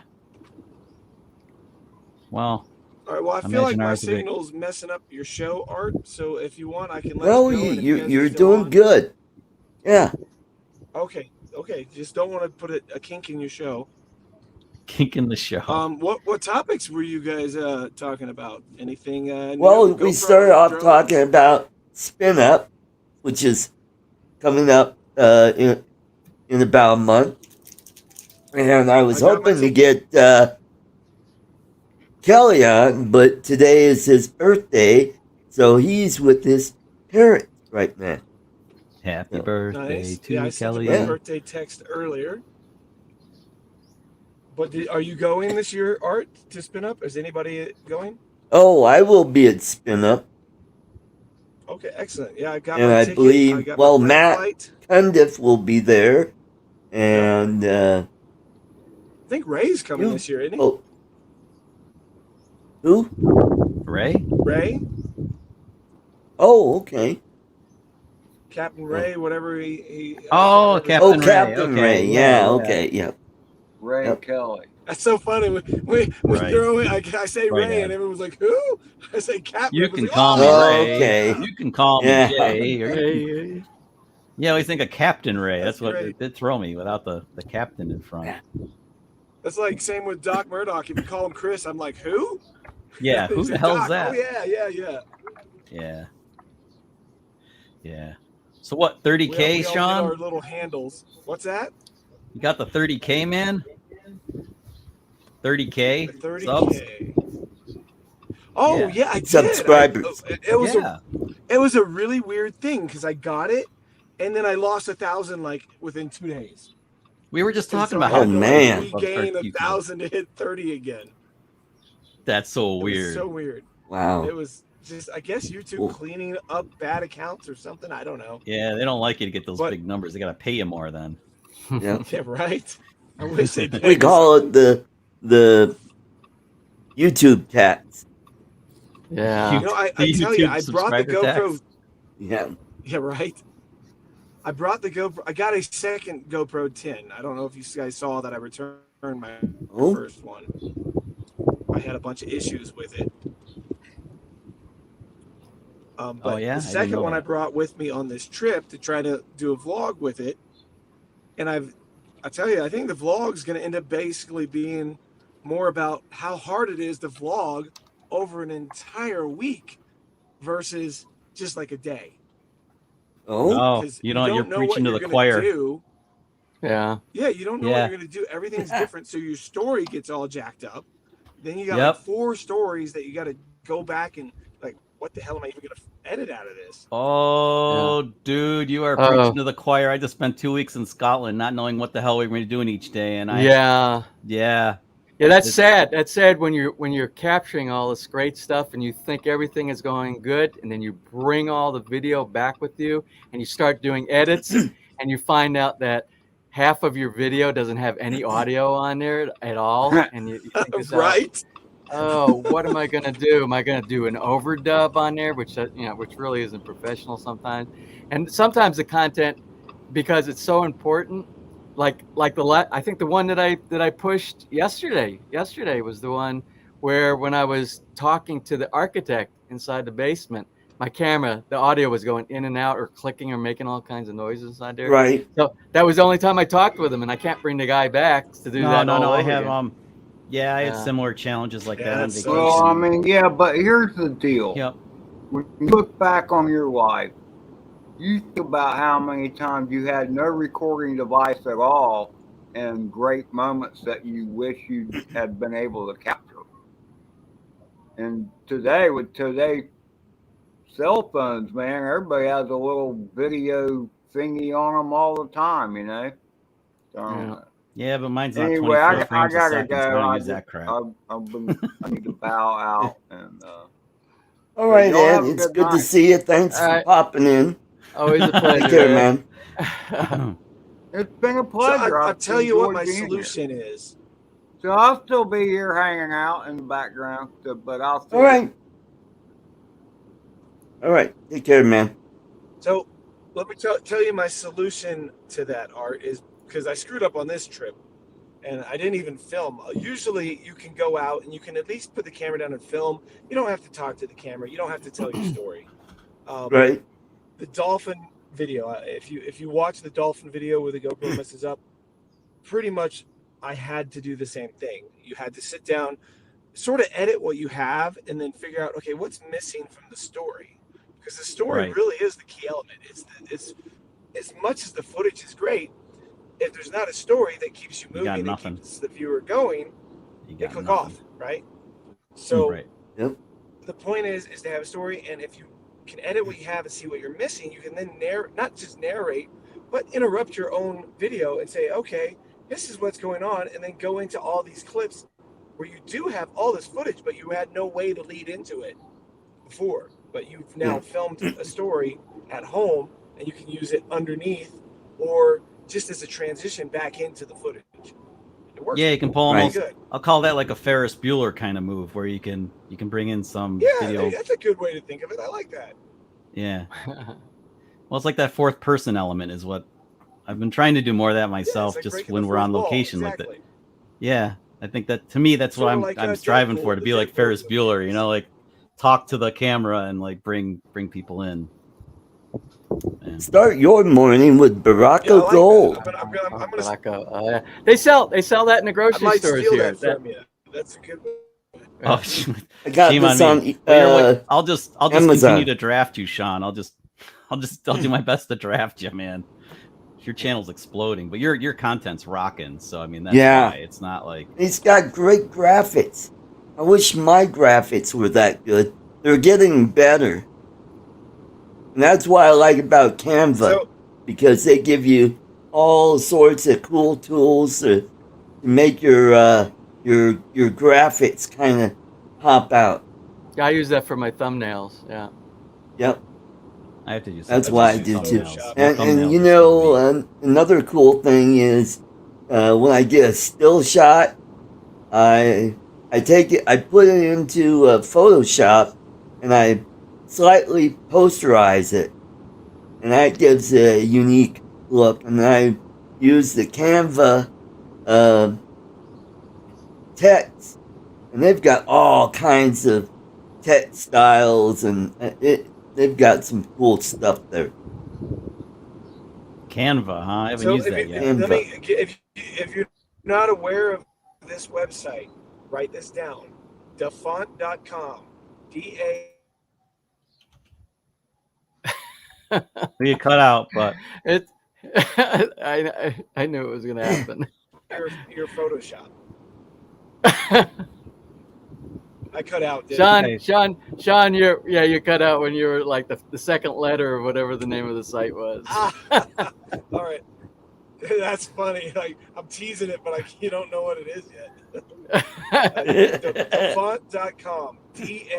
DAFONT.com. Oh, I found it. You can download fonts for free, and you can use them as plugins for your Photoshop or whatever, Illustrator, whatever you use. And you can now just keep all that in one instead of having to flip-flop back and forth to one of these other programs. Oh, cool. Oh, these are nice. Yeah, I just went to the site. That's really cool. Right. Well, I'd say that's a fair trade. We talk about Ferris Bueller and Dafont. That's a fair trade. Yeah, there you go. Right? Oh, cool. So, has anybody seen this rumored price on the Mavic 3? It's up there. Oh, we've been, yeah, all the other channels have been talking about it. It's going to be way out there. But it's not like intended $3,000? for. Well, it's not intended for us. Well, maybe Sean, but not me anyway. At least, man, at $4,000, it's not intended for me. That is a drone for these dudes that were doing professional footage, but stuck with a Mavic 2 Pro before. Now they're going to have a camera that's as good as like an Aspire, but foldable and portable and stuff. That's professional, man. Supposedly, there's a smaller base model that's going to be more like 1,600.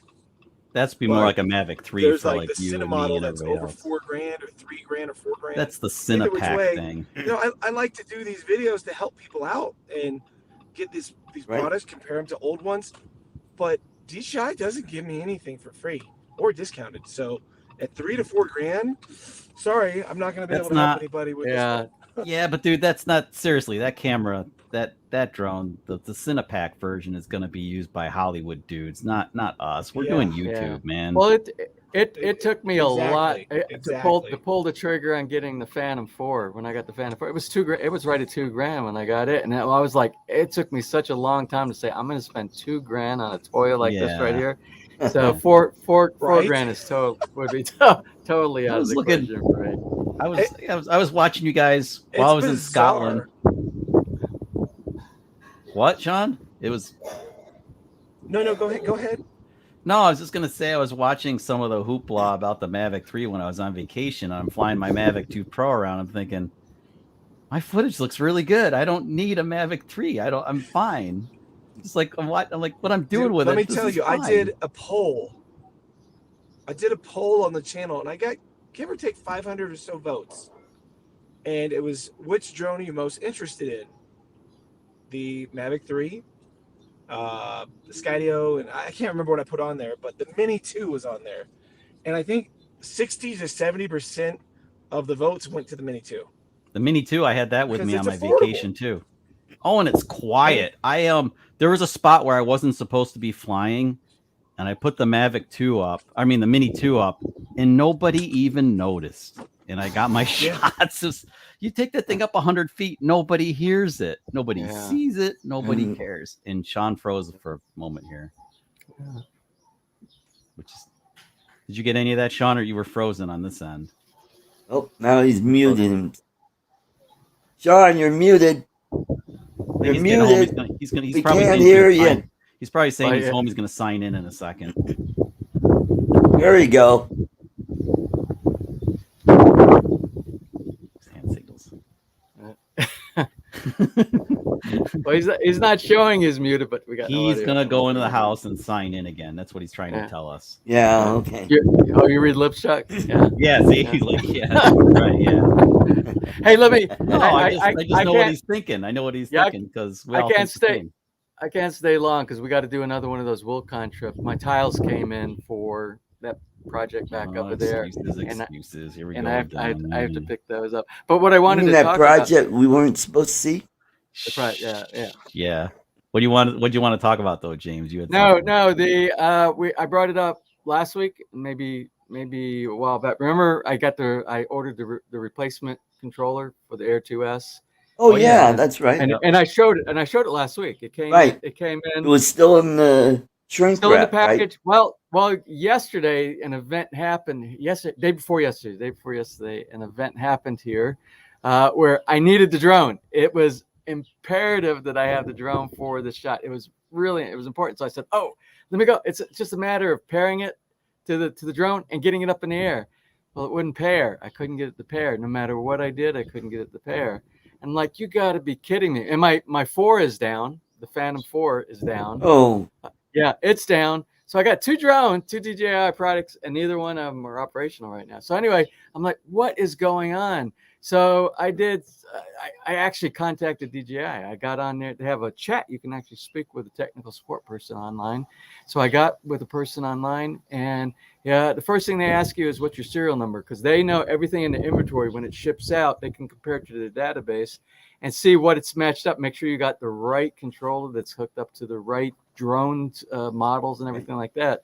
Now, when I bought it, remember I told you I bought it online on Amazon through a Chinese company because it's shipped directly from China to us over here in the Philippines.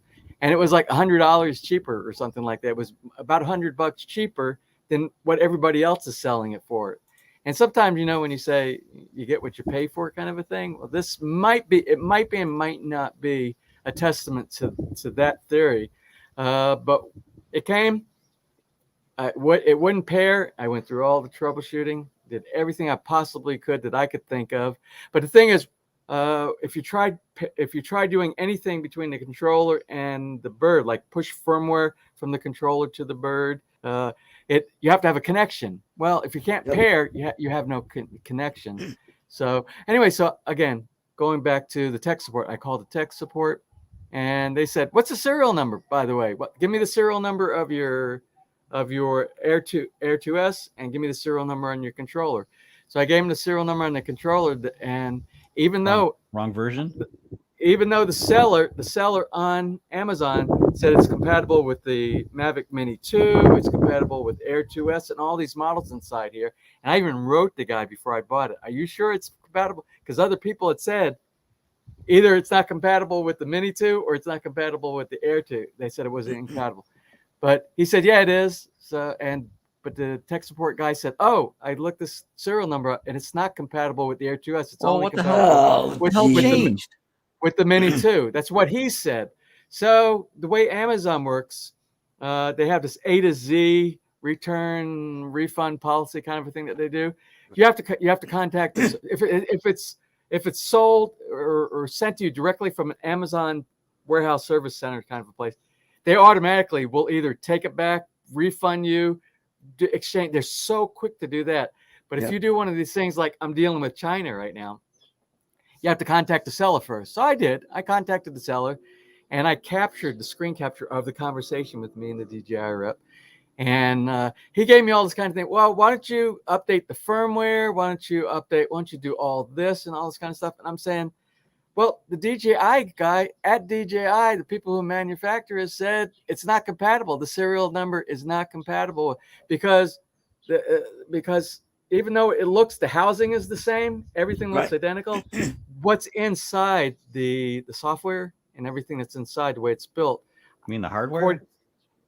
Well, maybe the hardware, but like the coding that goes on the IC chips and all on the inside, it has to be compatible with the device that you're trying to make the connection to, and that's kind of what the DJI guy was telling me.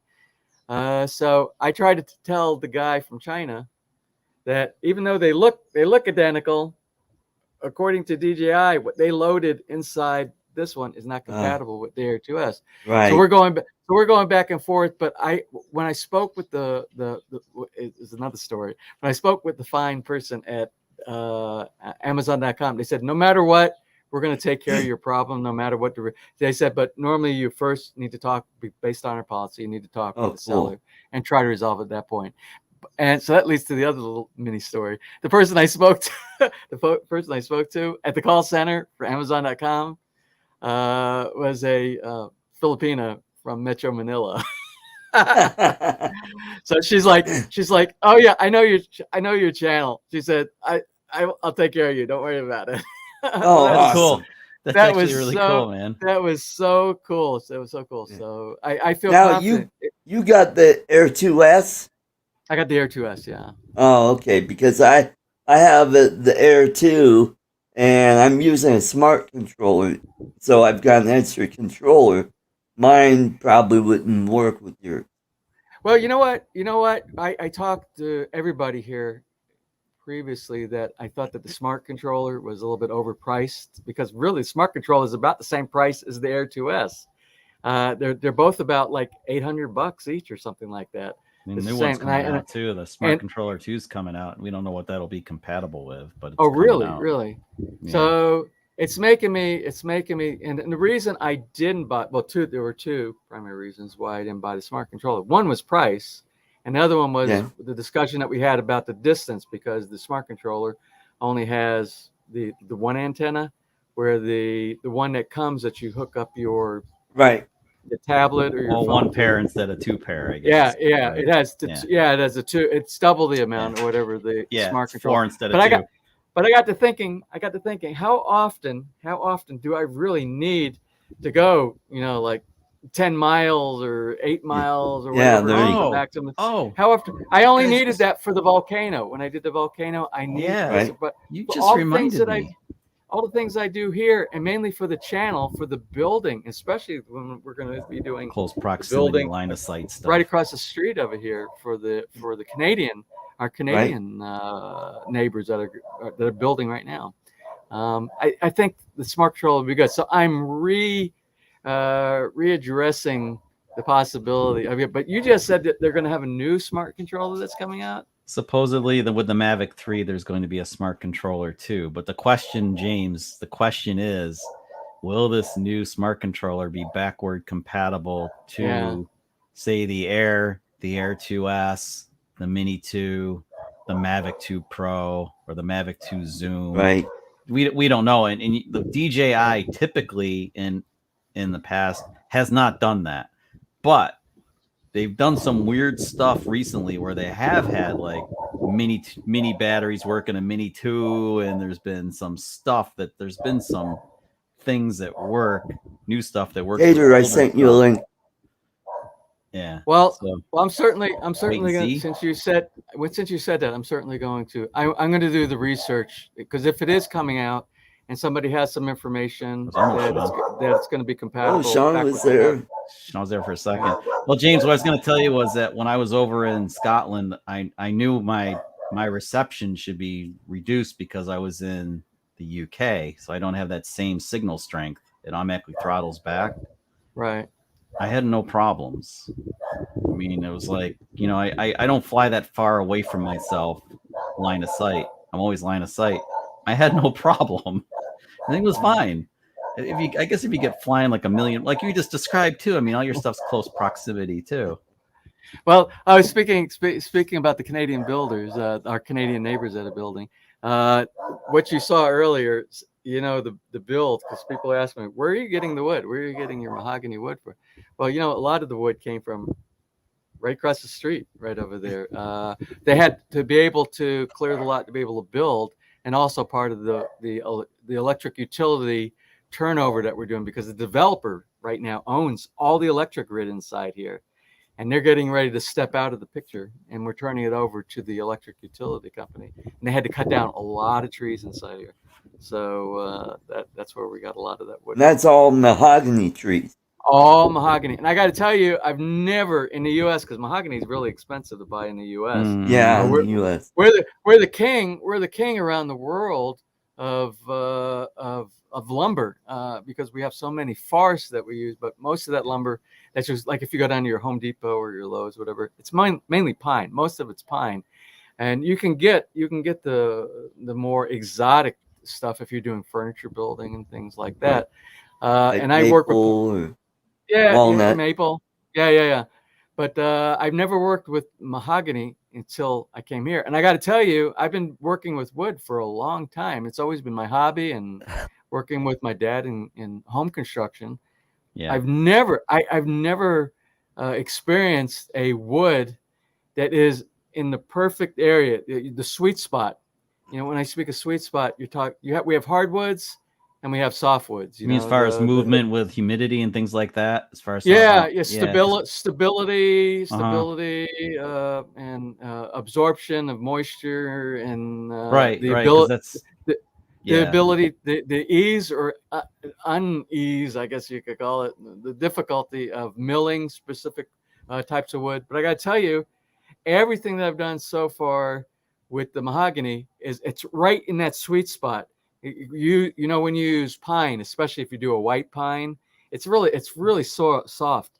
And when you sand it and you do a staining or whatever you need, it absorbs it so easily. And then the grain, because it's so soft, it's almost fibrous. And then you get to the harder woods like oak. We have tons of oak in South Carolina, and I worked with oak before. The only problem with oak is if you cut it green, you have to on oak, you must let it kiln dry or sun dry for like a year before you even touch it. Because I've worked with oak before that was green, and it was it's only like one iron trying to nail it. Oh well, trying to mill it, trying to do anything with you on a joiner. It is like it's hard. It's one of the hardest woods I've ever worked with in the U.S. And if it's green and it's still wet inside, within 6 months, you get literally quarter inch. Oh yeah, it dries out. Now I don't know the case of what's the effects of the mahogany is going to be. Oh, I'll know in 6 months, because most of this wood is less than 4 months worth of drying just in the basement, sitting in the basement. So I'll know at that point. But I got to tell you, milling, beautiful to mill. Finishing, sanding, easy to sand. I mean, we're so many times. Yeah, what are you doing, man? I'm hungry. I'm mixing some wasabi and soy sauce together for my sushi. And some Jesus, I'm jealous. Well, James, my dad used to make reproduction antique furniture, and a lot of it was with mahogany. Like he made high boys and low boys, and he made a working channel. Queen Anne style chairs and tables. It was all mahogany, and it was that flame mahogany that has, oh boy. And another thing that mahogany is good for is guitar building. Guitars. Oh yeah. And castle. Because Gibson, the Les Paul, the neck and the body is mahogany. The SG is all mahogany. Yeah, big time. Yeah, but I think there are so many varieties of mahogany from different parts of the world. I think some of the best mahogany, and if you ask, I don't know from experience, but I've read about it. Is like from Brazil, the stuff in South America, Brazil, and that's what they use. That's what they use for the guitar tops, for the backs and the tops of the guitars. They use it from those areas. But I'm really liking it. Time will tell. Time will tell about the drying, what the effects of the drying is going to be. We'll figure that out, and we'll readdress that at a later date to see if what I'm doing, because I'm really pushing. I'm pushing from tree to pavilion. The time period in between, I'm pushing it really fast, but it has. I don't have the time to wait. I don't want to let it sit down there. I got the project done the way I want to get this thing done. So we'll see. Right. Well, I got to get caught up on your videos, James. I'm behind, but I've been really busy. I've been editing my stuff. Yeah, of course. I'm a month behind because of that stupid truck accident. So I'm like a month behind. Ooh, so what happened? I got rolled. Got T-bone. I got T-bone. Oh no! And then he rolled. Oh my god, dude! Yeah, that must have been one crazy experience. Yeah, and I don't have any video from it either, which really sucks. Because at least as a YouTuber, I could have something viral, right? I mean, I'm hanging upside down by my seatbelt in my truck. Isn't it hilarious? Yeah. And it's not just you. That's where mine goes. My mind goes too when something goes wrong. I'm like, pissed off. I'm like, I'm damn near died, and I have no video footage for it. I mean, it's like. Did you end up in the hospital long? I actually did not end up in the hospital at all. I just went in to get checked out and X-rayed. Like the day or two later. Yeah, I know. I'm very lucky. Yes. Lucky. You should have flown straight to Vegas. I got hit by a crazed woman in a Tahoe. She was doing at least 60 miles per hour in the city of Syracuse and smacked in the side of my Colorado and went over. All the way over. At least right now, Kelly Blue Book is like valuing used cars way high. Well, it did. It worked. That worked out okay. I have a brand new Colorado. In fact, I upgraded. I have the ZR2 Bison, which is really hard to find. Nobody wanted to buy one because they're so expensive. Well, I did. So the truck's badass. It's kind of like a Rubicon, but it's like what's the Jeep? But the Gladiator Rubicon. Mm-hmm. Yeah, I just bought the Mojave. Yeah, it's similar to that because I have, just like you, I have front and rear lockers that are. Yeah. I can lock the front and the rear, so they're damn close. Although obviously my doors don't come off. So the Mojave, unlike the Rubicon, only has rear lockers, so it's actually geared to be able to go in 4 low at like 50 miles per hour. Unlike the Rubicon that can't even go close to that fast in 4 low. Yeah. It's got a wider axle build and it's got dual reservoir shocks. So like when you're going over like crazy bumps, Yes, I have the dual do it at reservoir high shocks speed. as well. Yep, Those I are have the dual sweet. reservoir shock. And I have the wider stance as well, like Nice. you described. So it's a really good rig. I don't know if I'll get the use out of it, but it's certainly badass, and that's gets badass points. I brought mine the first week I bought it directly to the top of the mountain next to me, up to 13,000 that's so awesome. feet. That's awesome. Yeah. The whole time I'm going through the trail would get skinny, and you'd be like, "Oh God, no! You gotta scratch your car when you just got it, you know." Hey, Sean. Yeah. Hey, Sean, you got a little bit of a hot mic there. Can you lower the volume down just a little bit? Yeah. Mic looks it Mike looks a wee bit three-dimensional. Doesn't the mic look fake on his screen? It's so crisp. Look at that. Oh yeah. Just tell me when. Just tell. Oh God, you're blasting. Turn it the opposite way. Turn it the other way. How's that? That better? Tell me when. Yeah, that's Yeah, better. That's pretty good. There you go. Hey, Sean, I gotta tell you, I want to thank you for the Autel Evo. I was able to trade it for a smart controller. Yay! You got me a smart controller? That's great, Art. Yeah, I love it. And I got to use it on a real estate gig. Nice. Which was cool. You know, I've got some thoughts about the smart controller. It's awesome and sucks at the same time. Right. It's too damn much money. It's just too much. It's what? Am I muted?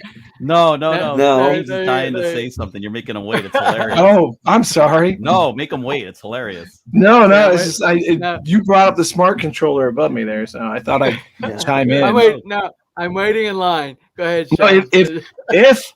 if the subject was about something we were already talking about, please go right ahead. Yeah, he was talking about smart controller. He was trying to decide if he wanted to get that or stick with the regular controller. I'm done with that. But you brought up the topic. You brought up the topic about real estate. You just said real estate, and both Chuck and Sean were talking about the prices of used cars going up and all this kind of stuff. I just wanted to. One little point is I cannot believe the price of what the housing is in the U.S. right now. Oh, it's out of control. Oh, I got my sister-in-law she's a real estate agent in Charleston, and she says you need to sell your house now. You need to sell your house now, and I'm like, why? We thought about, and it'll sell. James, it'll sell in like 2 days. It'll take like 2 days. She told me. She told me the figure, and it was like. It went up. It went up 100,000. It went up 100,000 in 1 year. It went up 30,000. It went up 30,000 in 1 month. What is going on in the U.S. right now? It's out of control. Lori and I thought about selling. We were going to sell and buy a castle with our money over in Scotland. Never come home. We thought about it. Well, that's what Ness and I were thinking about, getting some place in the hillside in vineyards in Italy, because foreigners can buy property in Italy. Exactly. We're like, why don't we have a vacation home in Europe? Yeah. She's not wrong. If you don't need that place, sell it now. I mean, it's insane. Well, you know let me tell you, I learned some things about this, bringing up property, because you might know and you might not. This house, I bought it during this crisis of stuff. I was renting it for 4 years. The property management place said, the owners are coming back. You got to move by June. And the week before that, my girlfriend of 10 years said, hey, I can't do this anymore. I'm moving. So everything in my life fell apart all at once, right? Oh, yeah.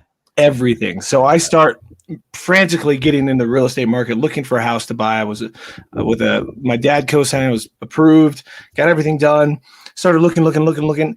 I'm getting outbid by 10 people within an hour, way above the asking price. Like, my asking price was like up here where I live. It's ridiculous how much stuff costs in the first place where I'm at. Yeah. But now it's like very beyond ridiculous. Anyways, point is everything was going crazy.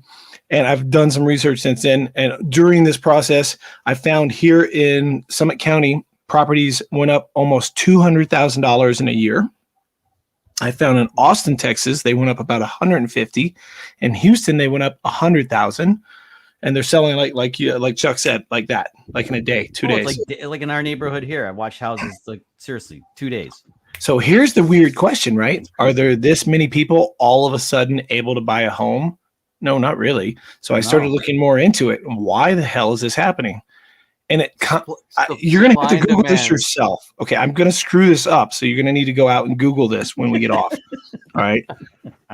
I'll try to sum it up. Companies like Zillow, for example, are trying to get some kind of monopoly on buying homes to build some big thing. You're exactly right. And it was actually on the news just a couple of days ago. These investment firms, these huge conglomerates, they're buying out entire subdivisions is what they're doing.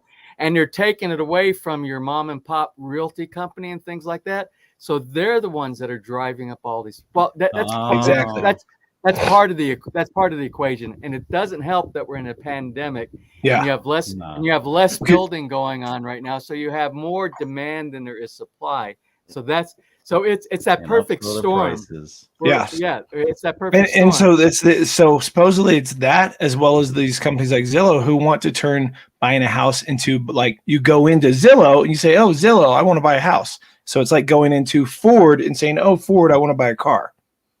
And they're trying to turn it into something like that. And then the investment properties, like you said, are coming in because they want to buy up all these homes, level them, and build like condos or something, because they can fit like a bajillion more people in the same amount of area versus single family homes. Yeah, they might turn subdivisions or suburbia into like high-rise shit. Oh, dude, but it's killing it for the person like myself and you guys. Like, if you want to go out and buy right now, it's no joke. It's a bitch. Yeah, that's why. Plus, Colorado is growing like crazy too. My wife and I were gonna do something, but now we're not. Now we're just gonna put more money into this place and just turn it into what it can be. Go to Tennessee. Tennessee. F that, man. Houses are cheaper there in Tennessee, and there's no state income tax. The cost of living is a lot lower. Look at what Steve just said. 800,000 over asking. That's insane. That's insane. That happened here in the Denver area. This conservative talk show host that I listened to, he was talking about a house that's nearby in his neighborhood that sold like ridiculously high. A couple from California. They really wanted that house, so they paid like almost double what the house. You know what else is in high demand right now that you can't get? Hot tubs. It's like a year wait to get a hot tub, because I bought this house, now I want a damn hot tub. I can't get one. Everything is a I'm thinking of I want to go sit in my hot tub. Damn right, I do. It was snowing out. You think a James Brown hot tub on Saturday Night Live with I'm telling you. I'm single now. I got a house in the mountains. If I get a hot tub, I won't be single too long. I just want one just cause. Well, let me tell you my philosophy on this. Even though my sister said, "Man, you need to sell right now," man, I got to tell you something. I only know of one time in history, since I've been in the housing market, that the price of houses have ever gone down. And that was when the bubble burst, when we had the banking and the mortgage thing, and that is 4 or 5 or whatever around there. That 2007, I think. Okay, that's what it was. Yeah. I think that was the only time ever. So even though that happened at that point, I don't really foresee that happening anytime in the near future. So I think if you still have property like we have property in the US, I think it's still a wise choice. It's going to continue going up, and especially during this, because what we just discussed now, because of these conglomerates buying up, because they're going to continue doing this. Nothing is stopping them from doing it. We're still in a pandemic. We have a lack of employment, because of the people going out building these places. So I think the conditions are still ripe right now for your investment properties to continue getting larger and larger. So I think it's still. I don't think now's the time.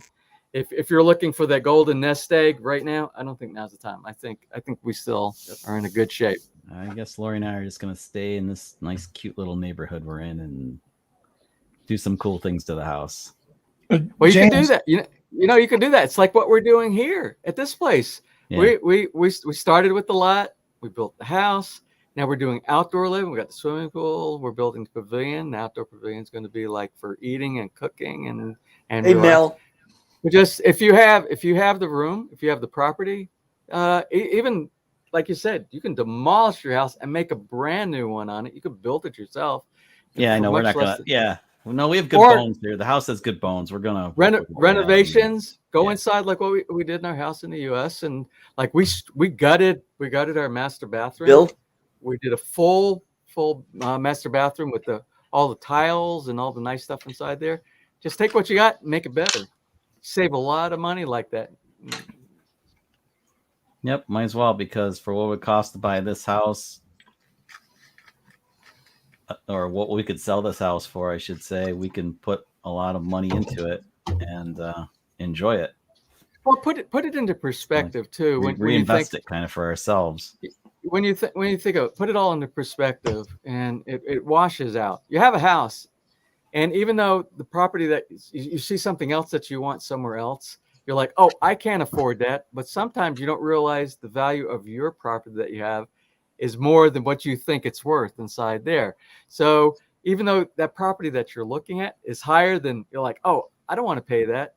People are going to pay more for the property that you're living in right now because it's affordable. Everybody has an affordable market that they can buy into a piece of property. Mm-hmm. So you could take the money that you have and the equity that you have inside your home and apply that to that additional amount that you think you can afford on the other house. I mean, What's Bill talking about? What? What's that? I have a Scottish accent. Scottish accent. You sound like Shrek. Cool. James, it's crazy is all this you're saying. The house with the stuff going on right now, the house I just bought closed. I think it was in May or June. I can't remember. April, May, June. Yeah. And it's gone up by 150,000 already in just a couple months. It's insane. Couple months, yeah. I don't even know how, but like I'm not going to be upside down on this house, which is great because it's it's a little scary buying during this time. Oh yeah, it's scary buying. It's crazy. Well, this is what I always get. People always email me because this is a home building in the Philippine channel. It's a DIY. It's all about construction. It's about all these kind of things that have to do with the home. And they always ask me my advice. And I always tell them, because you can do this in the U.S. too. In the U.S., you can do the same thing. I always say, find that especially if you don't want to live in a subdivision. Here, subdivisions are inclusive in my advice. I say always buy your property first, because normally in the U.S. there's spec subdivisions, right? You go inside, they've already developed it. They go inside there, and you buy the house and the land it's on all in one package is what you do. Over here, what you normally do, you buy the lot. You buy the lot first. But I always tell them, find your property early on, very early on. Find your property. Buy that property. Sit on that property. Save your money for whatever you can afford, whenever you can afford to start building. Because the price of property here in the Philippines goes up 10% per year. That is the average, 10%. So in 10 years, what you might have spent, say just for a round number, $100,000 in the US, in 10 years, it's going to cost you $200,000 for that piece of property. But yet over here, the price of labor has been constant. It may go up 0.5 or 1% per year. Rarely does labor go up inside the Philippines. So 10 years from now to have, and that's one of the two things that cost a lot of money on building a house is the materials and labor. But and materials go up. The materials go up each year. And if you can kind of stash some of your materials that you want to do, some of your plumbing fixture, your electrical fixture, all these, and stash that stuff away in anticipation of the build, you'll save a lot of money doing that. But and it doesn't matter whether it's in the US or it's in the Philippines. Buy that dream piece of property you want now. Get the property. Unfortunately, a lot of people want to build inside subdivisions in the US. And you can't do that. Yeah, you can't, I don't blame you. Yeah, Blame me, but Sean. then you're most of the time you have all those restrictions, you know, the HOA restrictions and all the things that you're bound by when you sign. Wow, we really drifted off of drones completely, haven't we? Yeah. I do find that here in America that people buy in subdivisions because it's easier. It's easier to get the loan. It's easier to do everything. And it's cheaper than buying usually. Like I went to look to buy land and build something. Yeah. And it was going to cost me, well, in this area at least, maybe somewhere else it would be different. Like if you're out in the country or something. But here it was going to be ridiculous. Like it would have cost me twice what this house did for a similar size house. To deal with the utilities and stuff. Well, too, right? You have to bring everything in. What I find us as Americans, we're really into that convenience factor. When you buy into a subdivision in the U.S., there's spec houses. Yeah, Bill. Yeah, and you know, everything you buy the package. It's so simple. You go in the house, the property, everything is all put. Boom, you have the house within a matter of weeks. You can nowadays the way they can push paperwork, you can get it. In the Philippines, it's a little bit different, and the reason.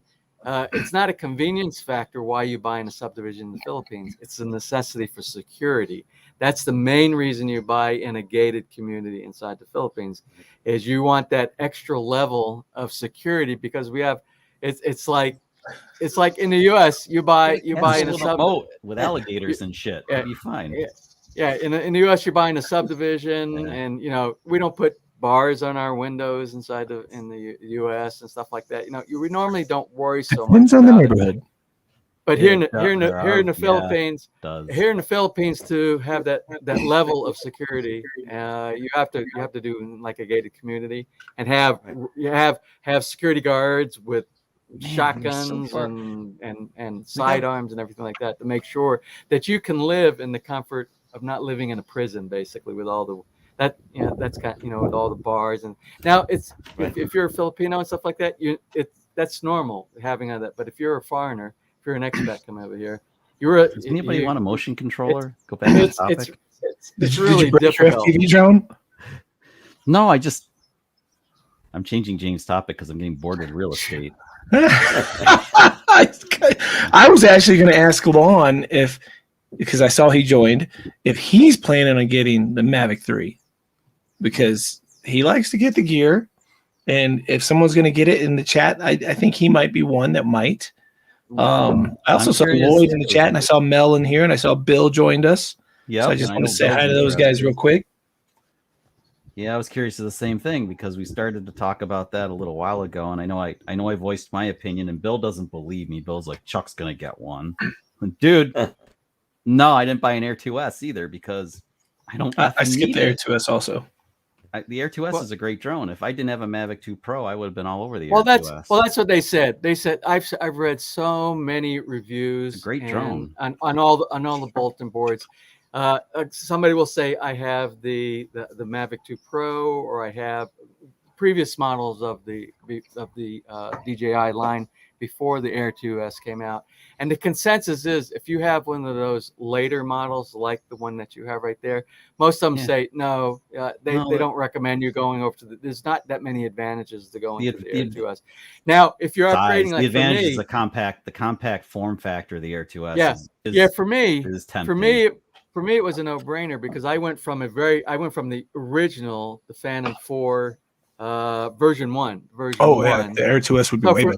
So for me to go to the Air 2S, it was and talking to you guys on the channel, it was a no-brainer after that because now I get the portability instead of carrying the astronaut moonwalker backpack. Yeah, a whole backpack, like full size backpack to fit. I have one. I've seen guys carry those things. I have. So for portability and for the quality of the video, because the quality, I remember I did a comparison. Look at the two videos. This is my Phantom 4 Pro Plus. This is the Air 2S. Can you guys tell the difference? And most of the people said no, they can't tell the difference. Of course, a few people said, yeah, I think that the Phantom 4 had a little bit better.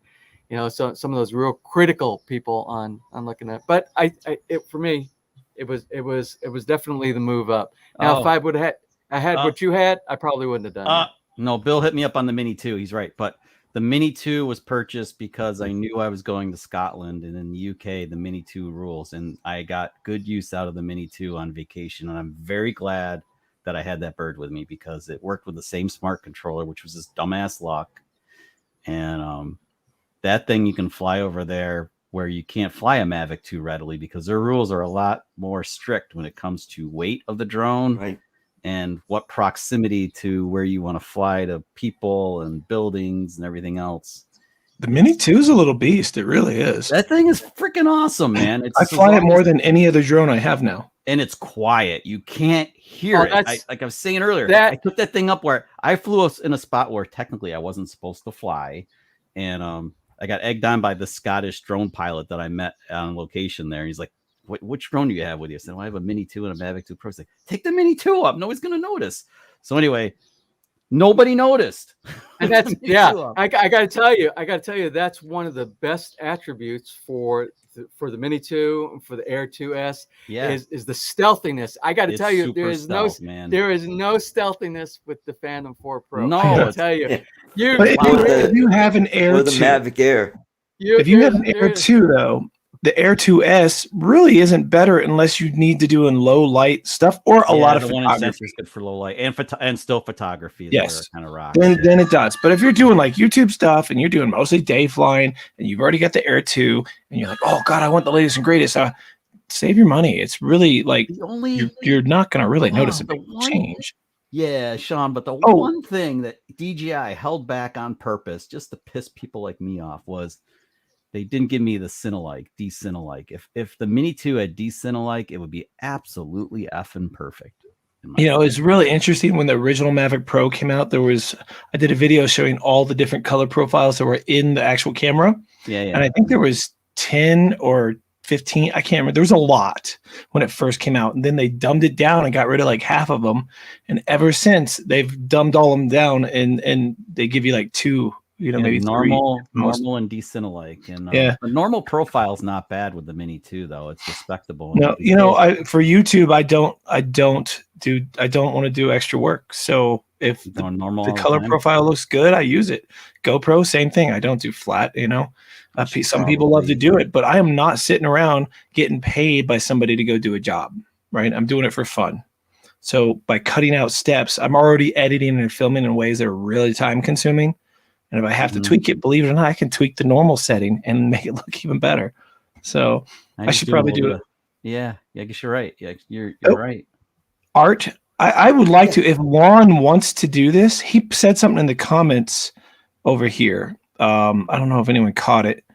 Where is it? He said he was in another chat and he mentioned he was getting the Mavic 3. He did answer he is getting the Mavic 3.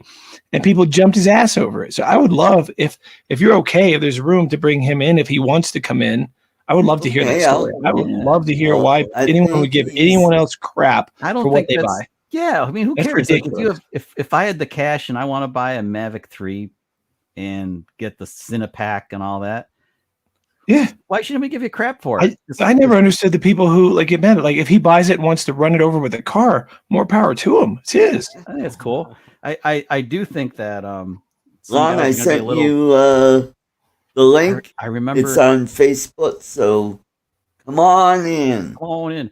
Sean, I remember when I haven't seen Lon in a while. I bought the Mavic 2 Pro. I remember when I bought the Mavic 2 Pro, I had a Mavic Pro, and I just upgraded my computer the year before, and I got the Mavic 2, and I go to edit the footage, and my 1-year-old computer wasn't worthy. And so I was like, what the hell? What do I do now? So now I have this. Now that resulted in me buying this beast that's sitting next to me where I built it up and it's ridiculous. But that's what you're going to need, something ridiculous like I have here to edit the footage from the Cinepack, because I mean, that's going to be some pretty intense high res stuff. So how many guys are going to buy the new Mavic 3 with the Cinepack and be like, oh, what do I do now with editing it? Be honest. Here's what I'm going to buy. Probably the new MacBook Pro that's going to come out. They're going to announce it this month. Yeah. And also the Denard who shops at Menards. What's up? Oh, YouTube. There we go. What's up? Good to see you, Lon. Hey, good to see you, Lon. What's up? I talked to Lon in forever. Hey, listen, Art. I got to bow out. You sucked me in again for an extra half hour than I was supposed to be, and I was supposed to leave at 9 a.m. to go down to Wilcon. I got an appointment with the tile person down there, so I need to get that taken care of. But all right, James. As always, it was a pleasure. It was being able to talk to everybody here, and I'll catch up with you possibly next week. All right.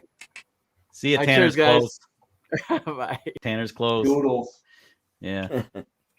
Well, you got to tell this story. I'm going to eat while you tell this story, but I will be definitely listening because that just blew my mind when you said that. I'm curious too. A bunch of Well, hold on a second. Hold on. Let me grab a new drink real quick. I don't want to miss any of this. Give me 2 seconds. 2 seconds. I need one too. I hear the footsteps. Thum, thum, thum, thum. Okay, so how's the weather there in Michigan, Ron? You hear the footsteps all the way out in back. It was okay. It was okay. I flew for about an hour or two, and started to ride my motorcycle, and I got lazy. It left it parked, which is sad. But anyway. But yeah, okay. So the story, it's not that big of a story. It was what it boiled down to is it kind of echoes what you just said a minute ago. And a lot of guys say this in this community, which is, whatever. A lot of different communities, actually. You see this all the time in different chats and, whatever, where people will say, well, you really don't need blah, blah, blah, unless you blah, blah, blah. That they can set the tone for why you should purchase something. Yeah, we're all the same in that regard. It's just, but there is definitely a difference between needs and wants. And if you want it, if you want it and you can get it, then what the hell, get it. All right, let's let Lon go. I want to hear this. That's my point. Because like I said, a lot of people say that in the hood we call that pocket watching. You know what I mean? Where everybody thinks that they know what you should buy, not buy, what you can afford, what you can't afford, etc. Or what you should spend and not spend based on what you do or what you don't do. I mean, if that was the case, everybody with a truck needs to, use it to haul wood. Everybody with a Porsche has to race. You know what I mean? I don't race my vet, and I don't really do much with my truck either. Yeah, everybody that has a projection misapply TV everything should open a theater.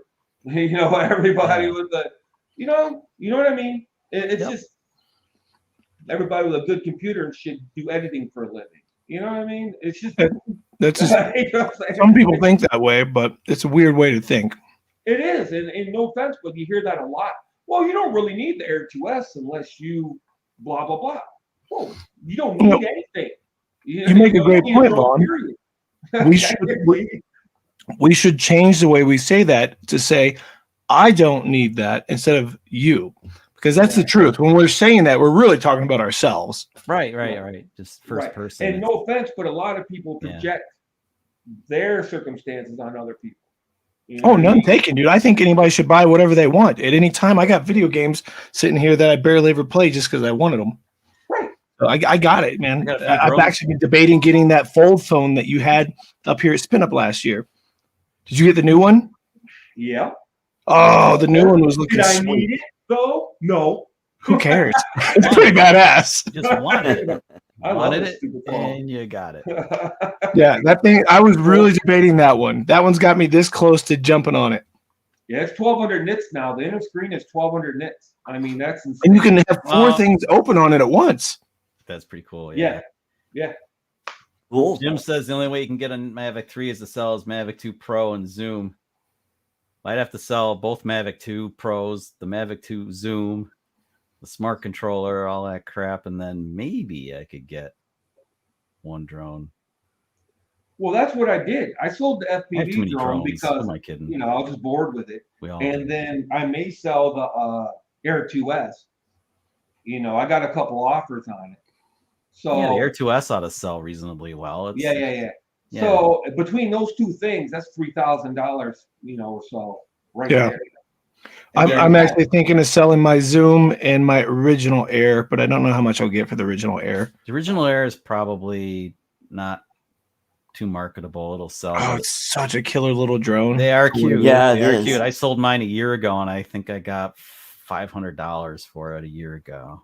Hey, let's welcome all the way from Fort Lauderdale, Florida. It's the Bruiser, Matt Cundon.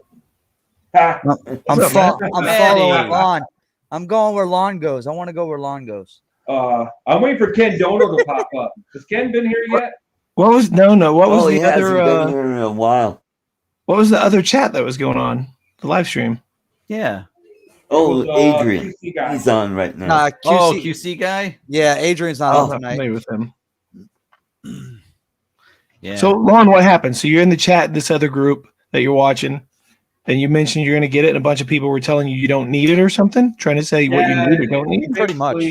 You're just being a douche and a lemming and whatever, and this, that, and the other, and you don't need it, and blah blah blah. Blah blah blah. Because you've got the coin and you can get it, and other people can't. They're pissed off because he can get it and they can't. So It's the haves and Yeah, nots. that's right. That's envious all bastard. it boils down to.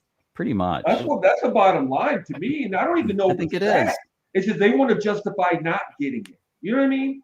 It's like people might want to justify getting it and try to say, well, You can do this with it, do that with it. You have this and other people try to capability, blah blah justify blah. not getting it, and it doesn't make any sense to me. I don't have to justify a damn thing to anyone. No, about There you what go. I do with my money and my time. it's your money. No, it's I've fine. I mean, never I- understood people like that make you want to justify what you do. That doesn't make any sense. If they're not sucking my dick, then sorry. Sorry. Art stream, isn't it? That's not my stream. Sorry. if you have the money and you have a way to apply the drone and get something out of it that makes you That's happy, what they're then all that's saying. cool. Yeah. Yeah. Well, I could only buy this if I could use it for a business, and if I was getting an ROI on Well, it. it's true though. I mean, the Mavic 3 with the Cinepack is going to be best suited for somebody doing real professional Hollywood type work. That's Oh, really yeah. what it's, right. I mean, that's what it's tuned for. But does that mean you can't do YouTube with it? Hell no. I mean, sure you can. You can. I don't give a shit about YouTube. I make films for me. For me, that I watch. That's my main impetus for flying a drone. For flying it, and then I watch the videos myself. I watch my own videos, a couple times. I like the images and stuff that I produce. I don't care about YouTube. And really, it comes down to each one of us have a different budget that we all have that we think of as expendable cash, right? Exactly. We all have a certain amount that we can do a month or every couple months if we save it, whatever. I just got a new enduro motorcycle, right? So that taps me off on this. Lon's point of selling other stuff. I could sell the Zoom up there. I could sell that. That would get me somewhat close to one of the versions of the new Mavic. How is the But market on the Zoom, by the way? Have you looked, Sean? Because I have not looked. I still like it better than the Mavic 2, though. Like, to me, I got it because of the Zoom feature, capability. right? Yeah. But the Mavic 3, 7 both. times zoom. I read, now correct me because I haven't been really looking into it that much, but I read that the 3, it's sort of like it doesn't have a consistent zoom, that it's like zooms to here, then skips and goes again. It like when you have a the 3 I heard like LED light bulbs don't just gradually increase brightness and dim down. It's like I don't know for sure. Where did they get this information? You have not heard. I haven't heard it either, but Sean, I believe what Sean's saying though, because they do stuff like that. So weird. Dude, I hear the weirdest shit. Like how it is. People, one person that says, "Oh, I know a guy," and I don't. That's why I'll come and say I don't know. This is the telephone. Why would they do that? I know a guy that has this really good toffee. Oh, is it chocolate giveaway time? My box is empty. Do your chocolate giveaway, Art, before we stop you. Oh, we already did that about an hour and a half ago. By the way, Sean, you're going to SpinUp, right? Yes, I am going. Well, Enstrom is going to give me some toffee to bring down to SpinUp. Yay! The only bozo not going to SpinUp in this panel, huh? You're not going to SpinUp, Chuckles? Oh my what's wrong God! with you? They cut out some of these. Oh, you went to Scotland. Yeah, Scotland. You blimey bloody Chuck, don't you know you need to go to SpinUp? It's a must. I actually should go to SpinUp, but Yeah, you because should. it's what's needed. You're supposed to. Yeah. I will do my best to save at least one vacation day next year so I can fly in on like a Friday or whatever, get it done. Because I'd like to go. That would be cool. I have no idea what hotel I'm staying at yet. I've got my plane ticket and ticket to go, but You still haven't. You still haven't booked. Oh, You I haven't booked even anything? tried to book one yet. Sean's hoping that I'm some in the best West. Samaritan drone community person will let him use like the extra bed in the room, like sleep. Worst case scenario, I'll just drive all the way over to my dad's house and back every day. Oh, Dono will hook you up. They're like, yeah, sleep on the sofa. Yeah, there you That's go. where Lon's staying with Ken. I'm staying with Dono. So Oh, you are. Yeah. I shouldn't be doing this to Ken. I mean, it's not my place to do that. Oh yeah, sure, Ken will put you up. That's not true. He's gonna kick my ass. Right back, guys. no, man. Everybody has their own wants and needs. I don't drink, for example. A lot of guys do. That's a lot of money in your you guys pocket for a probably drone spend if you don't drink. $3,000 a year on alcohol or better. Easily. Yep. I just spent $300 on freaking scotch in Scotland. Like this. But there's a lot of shit. There's a lot of shit that people spend money on that you look at it and say, how do you justify doing that? Yeah. But when somebody wants to buy a Cigarettes. drone, yeah, you know how much money I spend in cigarette packs a day, 2 packs a day? I could have fucking 3 Air 2S's by now, but easily. Nobody complains about that. But when somebody wants to buy a drone, it's like, how do you justify buying a tech piece like that for that much money? What's the difference? This phone, it's $1,800. How do you justify that? I go, why would I need to? Don't have to. I don't understand. If I had $1,800 to spend right now, I would have that Z Fold 3. Yeah, it's a great phone. I'm waiting for the Razr 3, but I think it's a year away. Yeah. The Cine Pack, by the way, last I heard, and I'm not trying to, be one of those guys. Well, I know a guy, but it's $3,600 for the Cine. It comes with a spare battery, the smart controller, the drone, the ND filters, the blah blah blah, and the ProRes, yada yada, ProRes, the lightning cable, yada yada. Tell me about yada. this ProRes stuff, because I haven't taken the time to read about it. I don't know about it either. I just know it's some sort of editing. Yeah, something. It's a codec, right? It is a codec. It's a codec. It's like Cinema DNG. Yeah. The Cinema DNG is like what they use in, I believe, ARRI Alexas and stuff like that. Yeah, so that's probably going to require like a Mac with an M chip or something pretty stout to chew it up. No, that's everybody says it's just the opposite, Chuck. Really when you went from H.264 to H.265, that's more computing so power difficult on computers because it compressed the compression, data more. Right. So you had to uncompress it. ProRes is almost zero compression. Oh, it's like a really big file. Oh, hence the 1 terabyte. Hence the 1 terabyte. Like this. Yeah, the hence 1 the 1 terabyte terabyte freaking drive in there. Yep. Okay. Yeah, it's not. It's easier to edit from what I'm made to understand. That's what I heard. Yeah. And then probably without the compression, you get less noise. So you get a it's supposed to be awesome. It's like taking, 60 R images a second, RAW images a second. Yeah, that's what I envisioned too after what you just described to me. But I don't need it, but you guys can do it. How's that? Is that fair? Yeah, I don't need ProRes. So the only reason I didn't spring for the Mini package is because I don't need ProRes and I don't need a terabyte SSD and yada yada yada. I want to wait to see. But what I was going to say is, even if the drone by itself is $1,800, which is the going guesses, the smart controller is going to be $1,000 because I want. That's $1,000 on its own easily. Yeah. So that's $2,800 right there. Yeah. The battery's going to be approximately $200. So there's $3,000. So then I'm at the point where I go, why not just bring the extra $600 and just get the whole enchilada? I get that, Lon. I get that. I get that mentality. You know what I'm saying? Yeah, I told Lori, by the way, when we were in Scotland, I said, well, if I crash my Mavic 2 Pro here or something, I guess I'm getting a Mavic 3. How's that? That's going to pay for it. That's going to pay for it on my end. I'm not, I'm with work. This is going to pay for it. So I have no. What is going on the front end of that thing right there? Why is that a different color? Props. The air screw props. No, not the props in the front. It looks darker. Oh, you like that? Or something. It's a camera cover. Watch this. Watch this shit. That one. It pops right off. Well, I tried. There it goes. Just pops right off. It covers the whole thing. The front, the sensors. Just watch. Just slide. Yeah. You put the camera straight, it slides and pops right on. Looks like one of the best covers I've seen aftermarket. It is so much easier to use, bro. it's so much easier to put on God, too. The janky Mavic 2 Pro one is such a pain in the ass. And it scratches the that had shit to out of the go. gimbal. The original Mavic Pro, yeah. I know some was people that threw horrible. that thing in a garbage can. That Oh, the cover. Mavic 2 Pro. The Mavic 2 Pro Mavic one's still 2 janky. Pro. Yeah, the Mavic Pro one was a pain in the ass with the 2 pieces. Yeah. The Mavic Pro was, but the Mavic 2 Pro I think was worse. That It, two it's a- piece. it where flops flips around and and shit. And I'm trying to put it stuff flips away. And Yeah, the Zoom was like that too. It has the hinge. yeah, that didn't make much sense.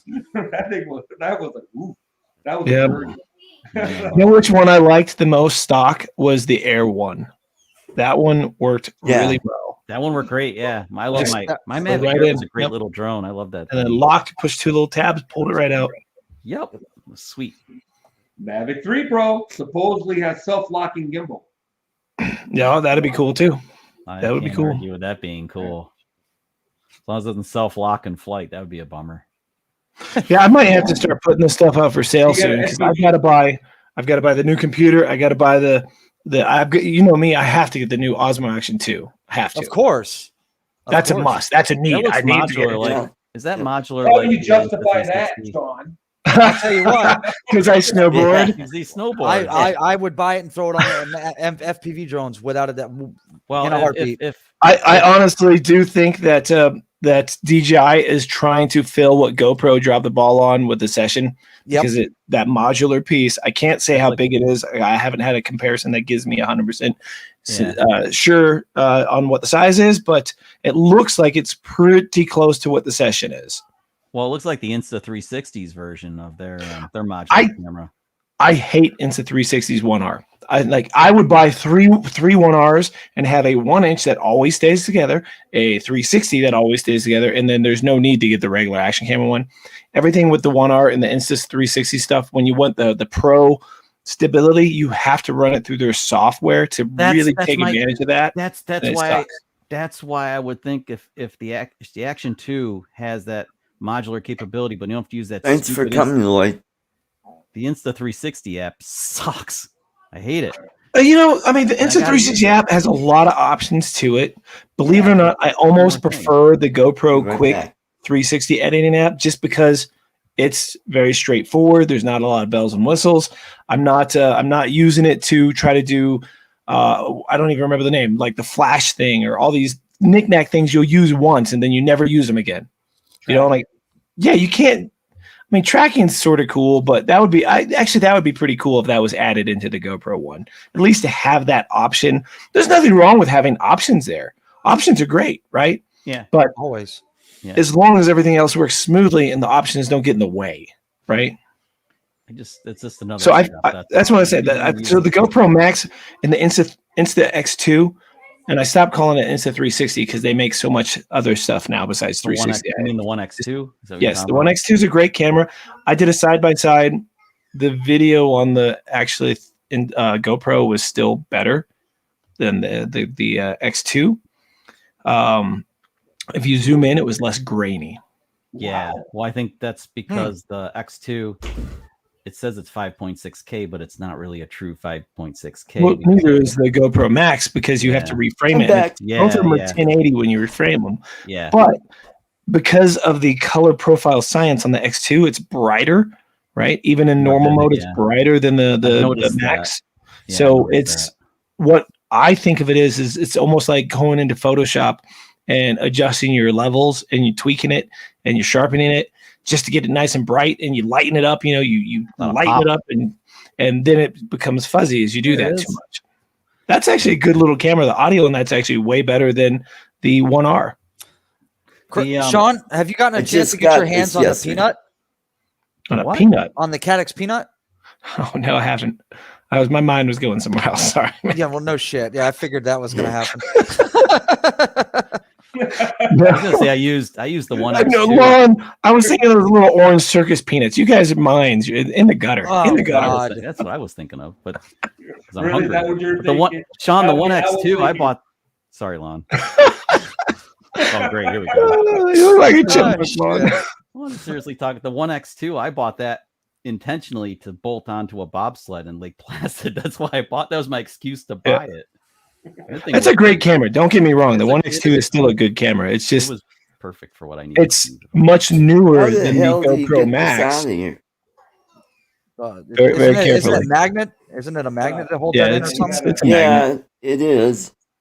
And there's really You the gotta use only way cork. you can pull it is like I'm afraid I'm going to pull the. No, Oh, just there we go. Art, use your There we fingernail go. under there. Yeah. There you go. So I'm going to put this on my Tiny Hot 2 freestyle. That'll work. Yep. I was And I thinking got about doing the something like mount that. coming in this week. I think I've broken every FPV drone I have except for like one right now, and that's you want to know which one it is? It's the DJI FPV drone. It's No not way. Of course it is. Yours, Of this course. I one broke all my flies. real When I put ones. props on it, it flies. I still want it. I still want one. Yeah. I don't know why. It's my favorite one. It flies almost identical to my 5-inch one, I still want one, man. except if I wreck my 5-inch one, it will just cartwheel, know. and the I don't DJI know. one will cartwheel and break to pieces. I rarely fly this thing. I don't know why I even. Now, how do It you is fun theory. download the video off of this? You do No, because I still like to fly it occasionally. Yeah. I just don't fly it a lot. It's a different. It's a totally different experience from It a camera is. drone. It's this. It's like this. You feel like you're in a helicopter when you're flying. At least when I fly it, I don't use acro. I fly it in sport, and it feels like a helicopter. The footage just It feels. flies in macro. Yeah, micro. Macro. Once it clicks, Chuck, Yeah. you'll probably never fly that thing except maybe in normal. You might fly in normal once in a while, but once it clicks, just because you're flying in acro doesn't mean you got to do flippy flops, like at all. You can totally fly it just like it's in sport. But then I can do dives and stuff and like go down. Mhm. Yeah, I know. I got to figure it out. I one of the things I like doing the most is just flying, and then you go straight up, and you just let it sort of just kill the power and let it just sort of drop. Nice. And then you just pick it back up as it drops, and it makes, at least with a big mountain, I guess if you're by a building, it would have a similar effect. You sort of Very like cool. building dive or something. So then what frame rate do you run? Because you don't want it to be all motion blurred out when you do that. You want it to I'm be just running 60. Okay, Yeah, run me 60 too. frames. I All ran right. 4K 60 all the time. Just Yeah, and then you can just in case I ever Yeah, want then to you can slow something down. Right. Then you can slow Yeah. it down if you want to. Okay. That makes perfect sense. That's the only reason why I don't give a crap about 4K 60. But if I ever wanted to slow it down, I hate it when it looks stuttery when you try to slow something down. And you can Yeah. still bring 4K 60 and like you could have footage from this thing in 4K 60. You could bring it into a 24 frame timeline and still slow it down and not have like frame, drop Oh, off. I run a 30 frame timeline. So, Right. It's If even you're better gonna for do you. it Even better for you. Yeah. yeah, because just so that way it's like 30 to 60. It's nice and smooth all the Yeah. time. Perfect. No, Oh, we're no on drop stream frames. aren't we? Yeah. I like to make it where difficult. left is right. Yeah, everything's backwards. Yeah. I like to Yeah. make Oh, things now difficult. it'll be That's on why I that run side. 24 frames. Hey, on the action too, I think that the one thing I worry about DJI might be trying to do too much because they're trying to be the go-to, right? The Insta go-to with that lanyard dealio where it's going to be a magnet and attached. They're trying to be a session. They're trying to be an instant 1R. You know what I mean? It just feels like they're, trying to Do it take all in one. everybody's stuff and go blip, It's gonna be a jack of all trades, master of and none. put it all nice together, Jack of all trades, And master I'll tell you of the none. truth, like for people like myself and people I know that are going to be out snowboarding this season, modular stuff sucks. And the reason for it is because if we have to change it to make it into something else while we're out on the mountain and it's Can't like do that 20 shit. degrees outside, Yeah. you got to take your gloves off to do it. And Better it's off just too having two cold. It cameras. sucks. So you just switch cameras. That's what I do now. Everything on a GoPro or even the original action works in the snow. The only problem, if they had made the original action have a wider field of view, because GoPro has the field of view like way wider.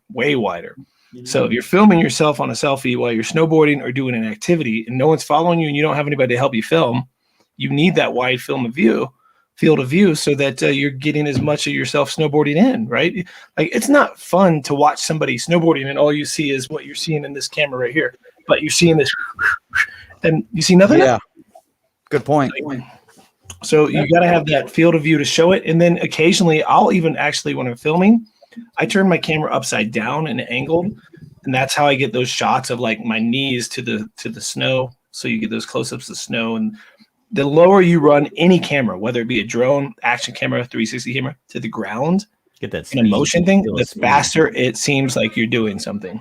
Yeah, you get that feel of speed. That's really cool. Yeah, that's a good point.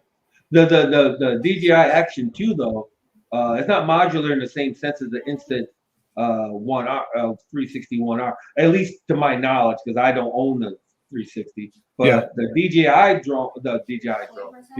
camera, the camera alone is going to work by itself, so you can run around with just that, or you can add the screen and then you can run around with just that, or you can have all three with the battery. You know what I mean? For like an extended battery? Yeah, an extended battery. Or okay, so they're not marketing it as a 360 and regular action camera. It's just an action camera. It's a session basically with a screen that you can attach. And an extra battery you can attach. Huh. Because if you that look might at the be numbers, okay. I believe it goes from 30, and maybe somebody else has seen this too. It feels like it goes from 30 to like around an hour to like an hour and a half almost if you have all three components. Yeah. And that actually doesn't sound bad, Lon, because I'll bet you anything they're going to have their DJI software on your phone that you're going to be able to use as a monitor when you don't have that. Like Mimo, you like use Mimo or something like that. Probably. It'd be crazy if they didn't, right? Yeah, actually, you're right. That wouldn't be bad because there's a lot of people in snowboarding that we're so used to just pointing a camera, and if the field of view is wide enough, we know you're in it, you know? The problem becomes when the field of view is tighter, and I found this happened a lot with the original action, is you think you've got someone centered in it because we're busy doing something. We can't make sure we're centered, because if we focus on what's happening, then we can really hurt yourself pretty bad. I mean, you can hurt yourself really, really bad doing some of this stuff. Using the front screen, Sean? Using the front screen? It's just you just don't use the screen. You look at where the actual lens is. You got to point it. You're like, okay, it's good. Just go. No, that's what I'm saying. I mean, you're not using the front. Not really. I mean, I use it for vlogging. Like this week when I'm out, I definitely will use the front screen.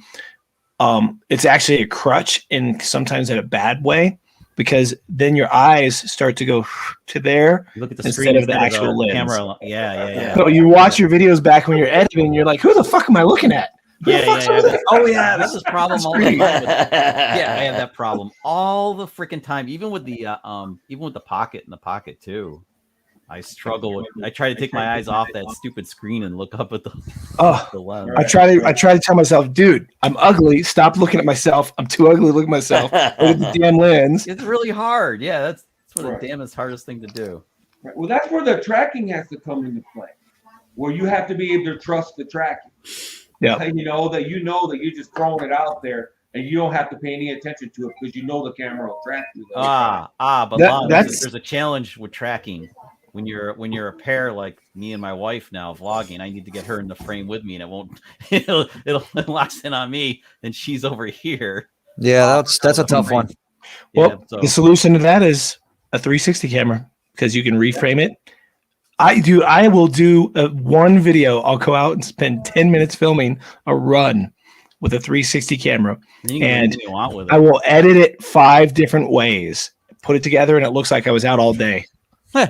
You know, That's pretty cool.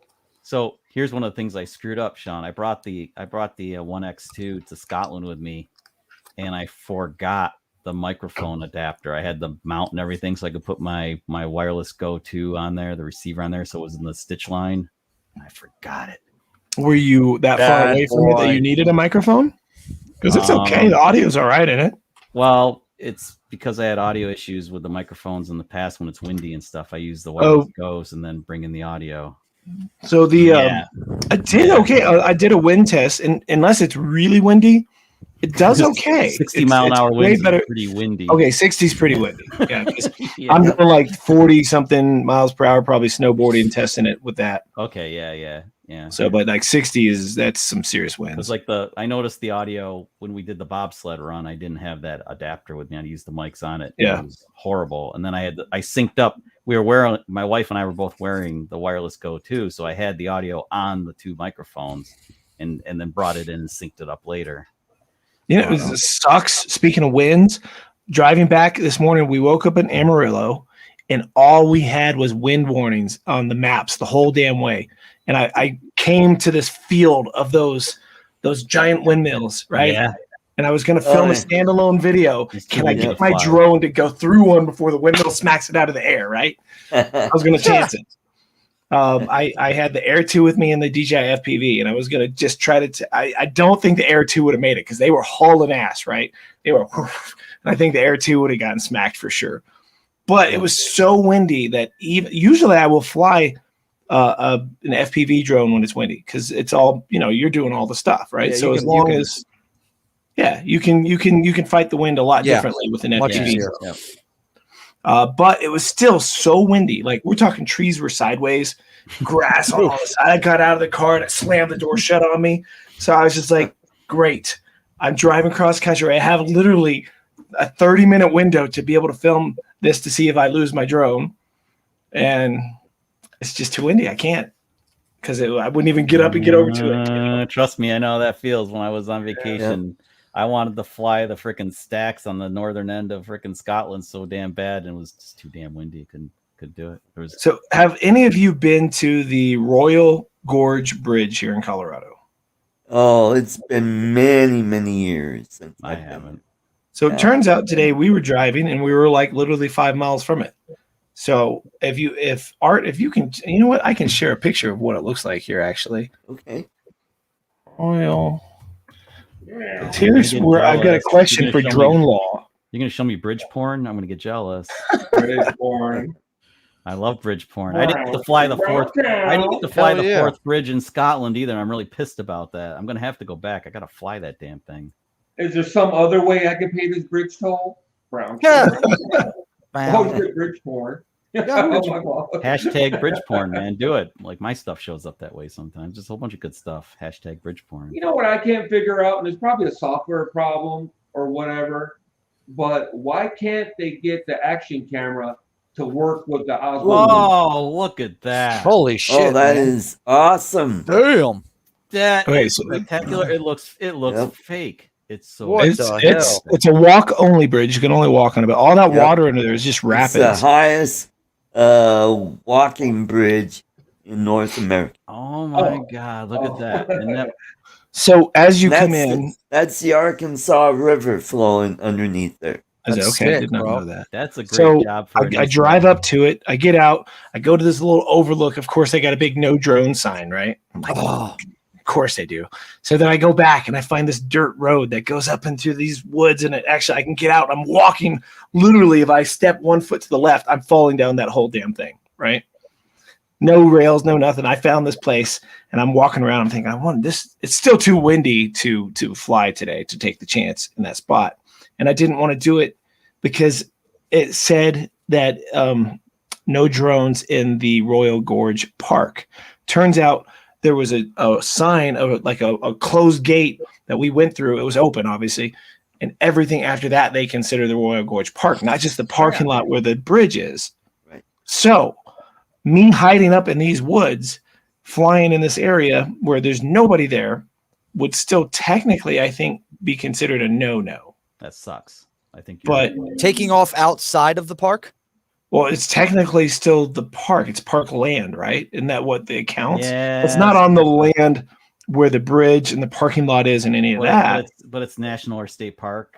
Yeah. Then it's a challenge. Yeah. Yep. Yeah. It's a tough one because there's been a lot of legal battles over this one. It ain't a tough one. If you take get permission sometimes. Park property and fly over the park, I'm not sure what they can do to you. But if the drone lands in the park, then you're screwed. Yeah, then you just leave your drone and run. Yep. Whether it's voluntary or involuntary, the drone lands in the park, you're screwed. So on all my action cameras, I have a file that says, if found, please return to, and then it's got my tattoo shop address on it, right? On certain of my drones, fine to Sean at. Yeah. No, on the drones, I actually have nothing. I don't either. You know, I thought about. It's funny you mentioned that. When I was in the UK, I brought an extra sticker for my CAA stuff for the UK, and I was going to peel off the sticker and go fly. I had just in case I wanted to fly it unmarked.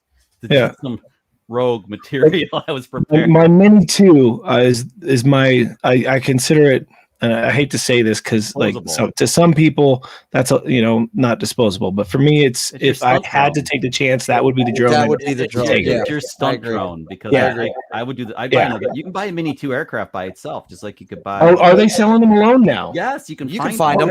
You can find them. Okay, that's good to know. Because I think I don't know if you saw what I did to my Mini. Right? Isn't about $350 for a Mini 2 all by itself? Is it $350? Something like that. I can't remember. It Maybe you're right. Maybe it was $350. Last year, I took and I wanted to see how it would do in snow, and I know you guys saw it, but I took a shovel. Yeah, I saw that. Throwing snow at it. Started throwing snow at the freaking drone. I thought it was going to just fall out of the sky, but it didn't. It stayed there. Like I'm talking a large shovel of snow. The thing fights like hell to stay in the air, no matter how windy it is. I mean, it's like going all over the place like this, but then this footage is still rock solid. I took it up to the same spot that when Ed Ricker came out here, we went up to the spot where his Mini 2 was just carried away in the winds, and it was a crazy that was day. Loveland Pass. Yep, I brought it up there, and I brought it up to the peaks, and it captured everything. Like, I mean, I was really surprised. Those are the things I'm chancing with it that I could say, okay, well, at least on an Android, it instantly cords onto the phone, right? At least you get that. Yeah, you get the cache. At least you have the cache footage. For some reason, the iPhone to get when it does that on an iPhone, it doesn't just instantly show up in your photo roll, right, or your camera roll. You have to go through and do this thing where you hook it up to iTunes and look into the cache, and it's a pain in the ass. There's got to be a way to make it not have to do that, I would think. Yeah, get an Android. I have both. I know. I'm kidding. I'm just kidding, but well, sort of. I mean, I'm serious with the Android thing. I'm serious, but yeah, both. Yeah. Well, you're totally prepared then. Aren't you a douche? He is. Both. Yeah, right. Yeah, I needed it, Ron. I needed it. What do you need an iPhone for, Sean? Oh, Sean, now you can go live. Now you can go live on your Mini too. Keith. Oh yeah, I just saw Henrik Tech Joan Media mention that on the Android version. I actually need to take the SIM card out of the iPhone and put it back in here. And I'm telling you, Apple makes it a pain in the ass switching back and forth. Just because hotspot. Well, okay, that don't make sense, Matt. That makes logical sense. What's the problem there? iOS is incredibly simple, though, isn't it? Well, let me tell you though, it just bugs me that Apple does this because you switch your SD card back, and then all of a sudden you're still getting all your damn text to your iPhone from anyone that has an iPhone. It doesn't just automatically switch over to your phone number because they have that whole ecosystem, right? So I love AirDrop, and I love a few things going back to an Apple. The reason I went back is because I broke this, and it's fixed now. You can see the screen no more cracked. Oh, I tell you, ever reach into your pocket and it catches a crack in your screen and it goes under your fingernail, a shard of glass, all the way up to your cuticle under your fingernail? It's not a fun moment. Yeah, it sucked. But it actually also jammed back into the screen, and that one thing made the whole screen no longer touch sensitive, which sucked. Hey, I had to get all my porn off of this thing, so I had to get the screen fixed. That's your electronic altar? Well, it's personal stuff. It's not like stuff that you can just get on the internet. You got to have it's got a great camera on it. I'm telling you. So you're saying that's the X-Hamp, whatever, stir? I don't know. I bet you the camera on the one Lon has is probably really good. Probably. Is it not? Oh, that's good. All the new smartphones have good cameras. I mean, Samsung is killer though. They pick these pixels like, oh my God, this phone has 1.5% better. This. I'm like, dude, it's like, did you watch the launch of the new iPhone? And all these people, these reviewers are like, oh, it's great, it's great. And I'm looking at it going, you're kidding me. The iPad that they just released, the iPad mini, had a USB-C and a fingerprint reader. They didn't even give the phone that. But the iPad mini got it now. Yeah, that's an interesting thing on their part. I don't think there's been, it's interesting. All their other iPads now have USB-C and fingerprint readers, right? It doesn't even have to. This is 3 years old. Has USB-C, has under the glass fingerprint reader, and FaceTime, face recognition. Right. The newest iPhone does not have any fingerprint reader, whether it be under the glass or in the little button. It has Lightning still, which is super outdated now. And they could have at least done that. I would have probably switched back if they'd done that. Yeah. Let's somebody put words in Matt's. What's he saying? Let's act like you were dubbing in his voice. So I was gonna say, no, I don't want a blowjob right now. He's probably ordering a large with anchovies and mushroom. Yeah, I told you to shave that shit. I don't care if you're naked in the bedroom. I'm on a show right now. It's that you just gotta get that cream and put it on, honey. Then you get the little comb. The pus will go away in 2 days. Easy. No big deal. Eat more yogurt. Oh, he didn't Grab even hear more us. yogurt, big deal.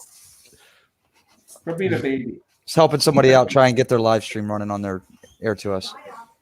Oh, you know what's so funny? You're one up on me. I don't live stream from a drone, so I looked at it today and I went, mine only shows RTMP. It doesn't show YouTube. No, you have to put it in.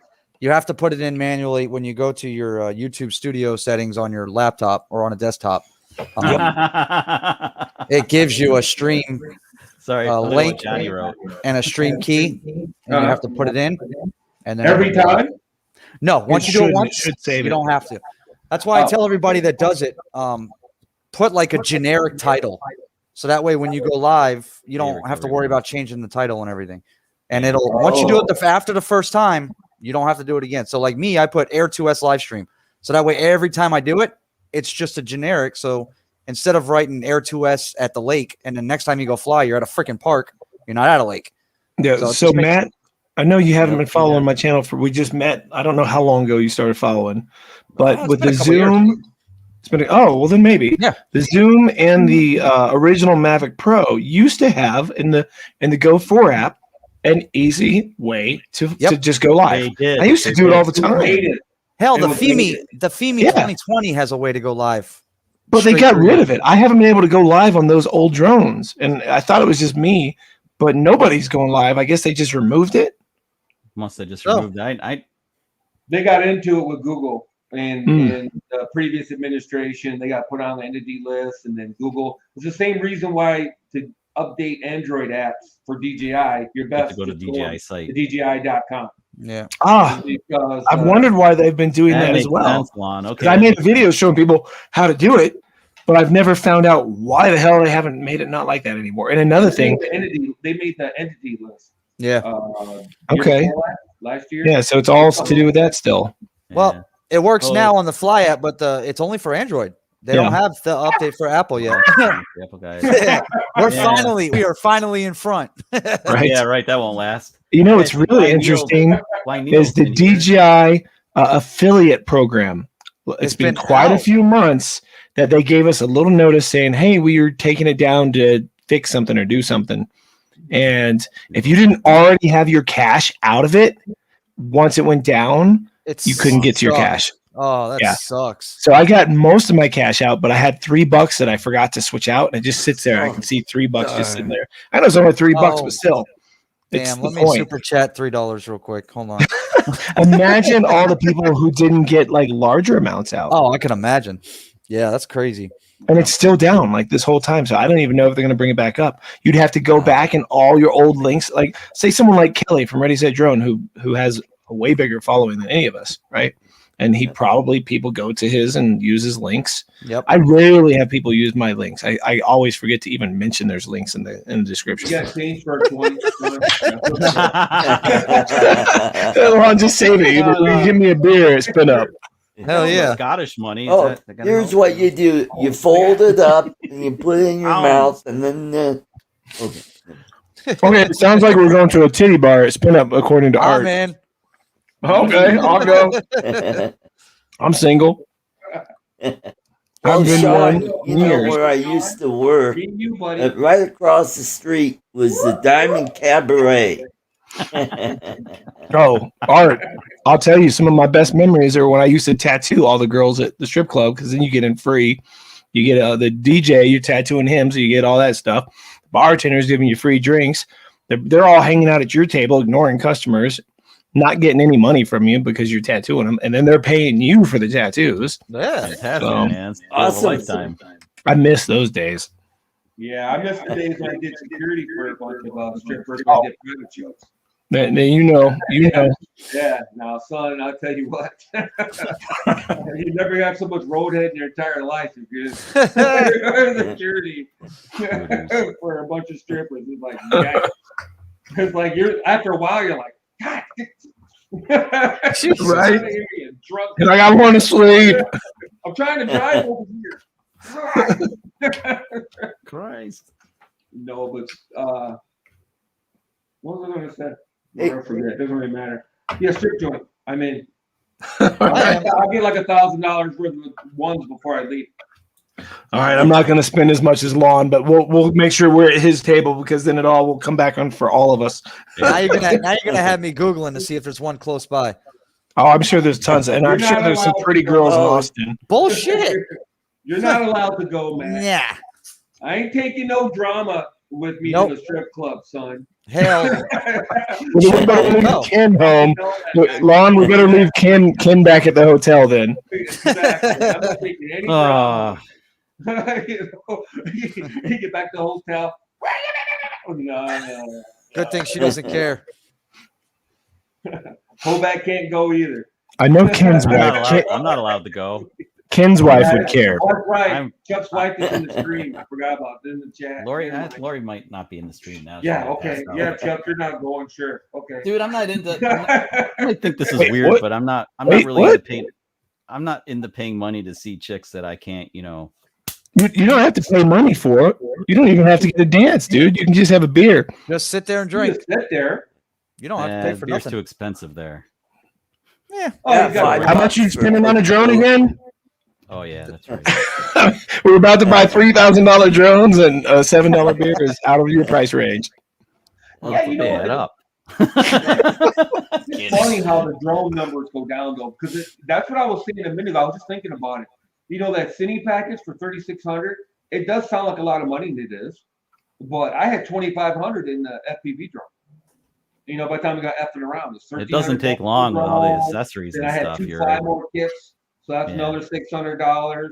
Then I had a $300 case, $300 case. And nice, Neil. And the mien. By the time I got done messing around, I had like $2,500 invested in the FPV drone. $2,000 in the Air 2S, easy. With all the batteries I have and the case and accessories, I got $2,000 in the Air 2S drone. Yeah. I just want to know if Johnny Drone Flyer's got some inside information there about iJustine coming. He is obsessed. Yeah, everybody calls him Johnny. He is. I sort of got a little crush on her myself, but I've actually been following her tiny bit.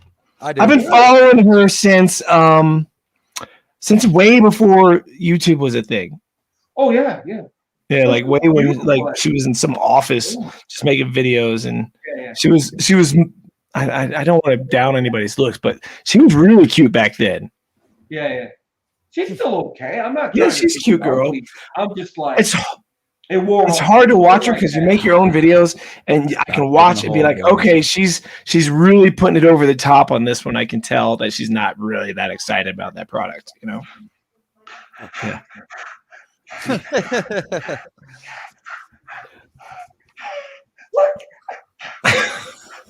It's like, okay, Lon, you need to make a new channel with new videos just like that. You'll blow up. I know, but that's I've never seen a phone before. It's like, come on, man. It is hard because we get desensitized to making this stuff, and we see these videos all the time, right? And we get into even for me, I don't make these videos, and I keep meaning to. I keep meaning to make these videos for beginners because all the people we hang out with aren't really beginners, right? Yeah, so we don't think, you need to open it and make sure this opens first before you do this. This needs an SD card. These are things that all of us all know, right? Or hell, that's not where the market is. That's not where the market No, but those beginner videos help people. And you forget that there's still people out there that don't know as much as we do. That's how your channel grows too. Right. By doing that too. Quick story. I was at the park today, and I hear a drone flying, and this is the most stereotypical little Asian couple struggling with a Sky DO2. And he's trying to fly it with the beacon, and it's just all over the place, man. And he's trying to fly with the beacon, and he's trying to get it to come towards him, and it won't because of the obstacle avoidance, and he's trying to this and that, and I'm just like, so I finally went over and helped him. But you're exactly right, and I wrote down Skydio's YouTube channel because they have a ton of tutorial videos. And I told him, you need to just get on YouTube and watch the tutorial videos. His little old wife, man, she's got to be sick in her 60s. She went and got her Part 107 because she was terrified that they would get in trouble with the FAA if she posted videos on YouTube. And they got probably 22 followers, and they're all family members. You know what I mean? And she was terrified that they might get in trouble. So she went and got her Part 107. This little old Chinese. It's interesting that she even knew what that was, right? There's a lot of people that get a drone and they have no clue that you even have to register for $5. Hell, I think mine just expired and I haven't the money to do it yet. Why? You know why they thought that? I'll give you a hint. Shadow against the road. No, they watched his channel. No, they saw the stories of him getting a fine for $182,000. Oh, they don't even know who he is. They were just like that guy. He get big fine. He get big fine. $182,000. Philly drone life, right? Like that. So I go get my license. Let me show you. And she breaks out her Part 107. Like holy crap, Granny's got a Part 107. That's crazy, hilarious. man. That guy, That's that funny. footage that got him in trouble. Some of the footage that got him in trouble was kind of epic footage. Yeah, it was really good. Dude, I mean, to get epic footage, you have to either fly it like you stole it, right, or fly it in areas that you're taking chances. Right. Like, I mean, what? How many of us? Risk it for the biscuit. So I just got back from Houston visiting family, as we talked earlier. I brought the drone up at my mom's house like I used to do with my Blade Chroma, right? And I went up, and I'm flying over the neighborhood. I'm like, this is fucking boring. I'm up 100 feet, and everything looks exactly the same. Nothing looks different. It's just cookie cutter houses and flat, just a horizon. So what did I start doing? I was like, I wonder how stable this horizon lock really is. Just spinning around like I used to do with the old drones, because the old drones, the horizon when you spun would go, Yeah. Like an FPV with bank and stuff. Yeah. Yeah, and it was locked. So the Air 2 got a nice locked horizon. But besides that, I was like, why did I even bring these? It's so hard when you're spoiled flying with nature. Like even driving back, there were spots I was like, oh, this would be really cool. There's a little hill over here. You can go through the trees with the FPV, come up and go, whoa. And I was like, what? Or I could just keep driving and get home and do a giant mountain. Oh, yeah. So I know it sounds douche, like I'm the douche now, but you get used to what you're. Yeah, I'll give you that. Been a while. That was good. Hey, I can take a burn. That was a good one. Oh, but it is. We all get used to what we fly in, or not even just flying, man. This works with everything in life, to be honest. You sort of get desensitized to whatever is cool around you.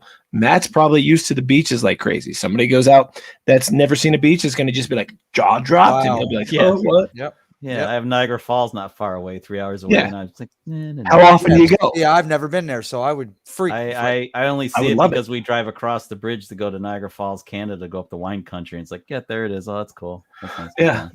So same thing. I drive to work across that lake that we all were at SpinUp. Drive right by, mountains everywhere. It's just gorgeous, and I still get the excitement, but I'm not like stopping to look at it, right? Exactly. So I'll stop and I'll look at it and go, yeah, it's really pretty, and then just keep going to work. You don't have to worry about flying the drone. Not take a chance and fly the drone. Don't care. Probably already flew it anyway.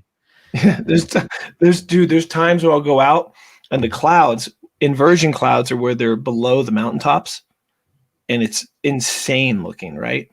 Like you can fly your drone and you're above the clouds, but you're really only like 100 feet up, right? Make sure you turn your sensors off, right? Isn't that the one thing? I've never had problems with it. I know they say that. People tell you that. Guys have had problems doing that, but I wasn't sure. I have not. I've come down with ice all over my props before, though. That's got to be a little scary. No, because I mean these things can take some serious abuse. I mean, you'd have to have a ton of eyes to. I mean, have you ever seen these guys who cut the props and they're still flying with one prop cut in half? I mean, they take way more abuse. Like you got people that get a little chip in there. It's like, oh, we got to change the props. Dude, I got like knocks coming out of mine, man. I did fly. I was at a site and I was flying. I didn't have any extra props, and I bumped into a tree because I was doing a dolly shot and I wasn't going. Anyway, I hit a tree doing a dolly shot. Drone drops, hits the mulch down below, and like a couple of the props got tore up pretty bad. I'm like, well, shit, I don't have any more props with me. I wonder if this thing will still fly. It should. Probably will. Yep, it flew. And then, the only thing you got to worry about is if the prop it breaks like more than 2/3 towards the actual base. Yeah. Or at the actual base itself. At the base. Yep. Well, I got it. I got the job done pretty fast because I wanted to do like an eye of God shot, so I had to take it up pretty high to do that. So I did that shot after I knew it flew. I did that shot first, and then did the low level stuff. I'm trying to find a cliff around here that's I tried to do this when Dobo was here, but we didn't have time. But a cliff that's a pretty straight drop, right? And I want to do this with probably like the Mini 2. And I think it will work because I know Chris Rollins did it by flying it up there. But if you know, you can take the Mavic drones and you can sort of go like this, right? And you can sort of throw them and they'll fly if you throw them, right? Mm-hmm. So I was thinking, how cool would it be to open up the Mini, get at the top of the cliff, just throw it off like a Frisbee, and then activate it and try to turn it on while start the props. Watch go. Wait, who? Chris Rollins. Sucks. Remember Chris Rollins turned the drone off midair. Turned it off and then turned it back on. Yeah. But I want to actually, I think the cliff would be cool. Someone down at the bottom of the cliff ready to catch it in case it doesn't turn on. You put a parachute on it? No, because then if it goes off and the props turn on, it's going to tangle. It's a stunt drone. Don't worry about it. I don't want to buy a new one just because. I'm just saying it's the one to take the chance with. Yeah, it was an experiment, so. Yeah, maybe. It's the stunt drone. That's why I bought a Mini to begin with. The range, I just couldn't deal with the range. I live in town, so. That's what's really nice about the Mini 2. But the Mini 2 range is great, Lon. Yeah, I know. And I looked at it, but the Air 2S and the Mini 2, it's not worth it. You know what I mean? You might never fly the Air 2S again if you had the Mini 2. Yeah, you know what's driving me nuts with the Mini 2 is trying to use it with the smart controller, because every time I switched to the Mavic 2 Pro and then back to the Mini 2, the controller, like, I have to repair it for something. I could repair the drone. It's really annoying. I just fly it right with the controller that comes with it. I love it.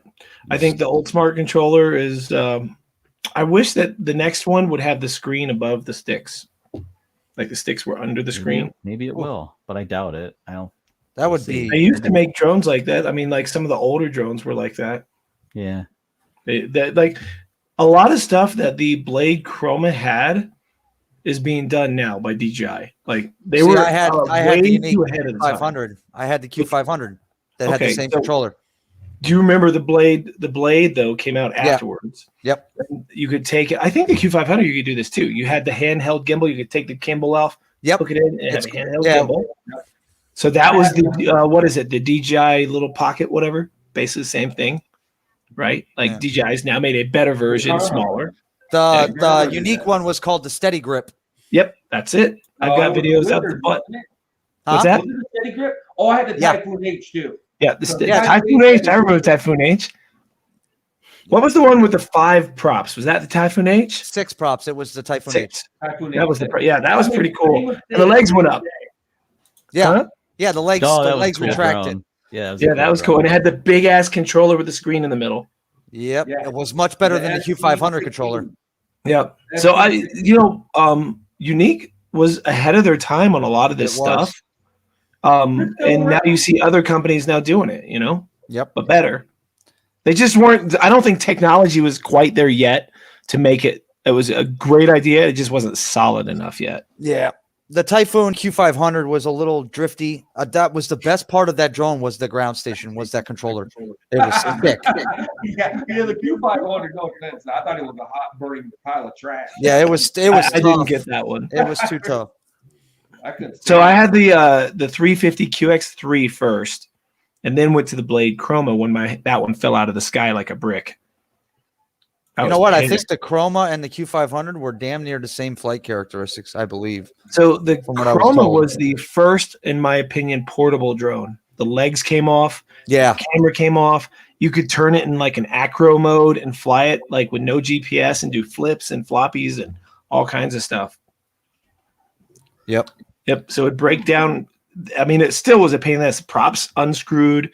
So you could break it down and basically have this thin body, and then you'd put it all back together. And it was similar. Then the Mavic came out, and I was like, that's what I want, because I love this compatible or this drone that we can tear down and put in a backpack and easily move around and travel with. But this one is even smaller, and it would be faster to set up. And that started my journey with the whole Mavic thing. Yeah, the Mavic Pro was the perfect running gun drone. You know, you can fly with your phone. You can literally just break out your phone, break out the drone, unfold the legs, launch it with your phone if you weren't going too far. Fly it around real quick, land it, fold it back up. You know, the Air 1, you can fly with your phone, and you can make it follow you with no phone. You can use just your hand to fly the Air 1. Yeah, I forgot about that. Gestures. It had gestures, just like Spark had that too. Yeah, Spark gestures were. Yeah, they were pretty cool too. And now Skydio taking that to the next level with the whole beacon. Once you get through the learning curve and you know how to actually use the beacon and get it to work right, it works really well. It doesn't at first, because even like when I first got it, I'm making videos. I'm like, what the fuck? Where's it going? You know, it's he had some pretty good videos. Where the hell's that? Like, where'd it go? But it was, you know, those kind of videos are great too, because you realize so many people put just polished videos up, right? And they don't always work right for all of us. It happens to all of us. The uncut ones are the best. The ones that are uncut, man. Yeah. Like that happened when I got the Air 2. I'm out there and its tracking was the same as all the other ones pretty much. But I'm having trouble after trouble after trouble with it. And I had some people would leave comments that would be like, you really shouldn't make this video till you know what you're doing. I'm like, dude, I know what I'm doing. This is not my first drone, I swear to God. But shit happens to us all, you know? It just happens. Oh, not to on though. You know what? Some days, and not often, mind you, but some days I miss white knuckle flying. But some days I miss white knuckle flying. You know what I'm saying? Yeah. Like when I had the 3DR solo. Is it going to launch? Is it going to come back? You were constantly paying attention to that. I don't know. I get white knuckle flying sometimes. And like clockwork, there he is. Right? You know, white knuckle He's like, flying, his ears must have been burning. Yes, Sean was saying the same thing. His ears are burning. GoPro Karma too. White knuckle flying, baby. Yeah. See, that's the same shit with the Hubsan Zeno. With the Hubsan Zeno, man, that was oh my god. Yeah, your heart rate's like. Oh, it was rough, bro. I never experienced any of that crap because my first drone was a Mavic Pro. It was because they finally had. Then you didn't experience it. Yeah, it took me a while to find DJI. Every single time I launched with the Blade or the QX, whatever. Exactly, dude. I'm sweating. My heart was going. I'm like, okay, it's going to wreck this time. Is this time it's going to wreck? Am I going to be able to get it back? Is it going to hurt somebody? Am I going to have to pay for someone's car? What's going to happen here? You know? I won't say I didn't experience that with the Mavic Pro because I had a couple of flyaways, partial flyaways. I got it back, but the damn thing broke contact and it was up about 100 feet over my house filming the sunset, and the freaking thing, the 25-mile-an-hour winds caught it, so went whoop, that way. Like, oh shit! And then the app rebooted. Yep. I'm gonna look for this flyaway I had captured. Let me find it. You guys talk. You guys are gonna love this. It's gonna remind you of how shitty those drones flew when you see it. Like the bouncy thing they used to do. Remember that? They just couldn't fly straight. They just. Yeah. I got a good one from the Karma. I was downtown and it lost GPS and then it lost radio. Oh God! Radio back, no GPS. And I'm downtown, all these buildings, and I'm like just struggling. It's kind of windy, and you're flying a kite at that point. You're trying to fly a balloon at that point. You know what I mean? You're like, I've been flying and had my Hubsan Zeno just fall, just fucking fall out of the sky, out of nowhere, just drops. Like, what the hell was that? It's common for the Zeno, right? It would just kind of drop. Their battery, they had battery issues with their cells. One of their cells would go bad in the battery and just it would just shut itself down. And the Karma, that did some weird stuff too. The Karma was something else. I had 2 of those. That thing was something. It would drop GPS just at a drop of a hat. Well, it only had single type GPS. All it had was GPS. It didn't have GLONASS or the other one. Galileo or GLONASS.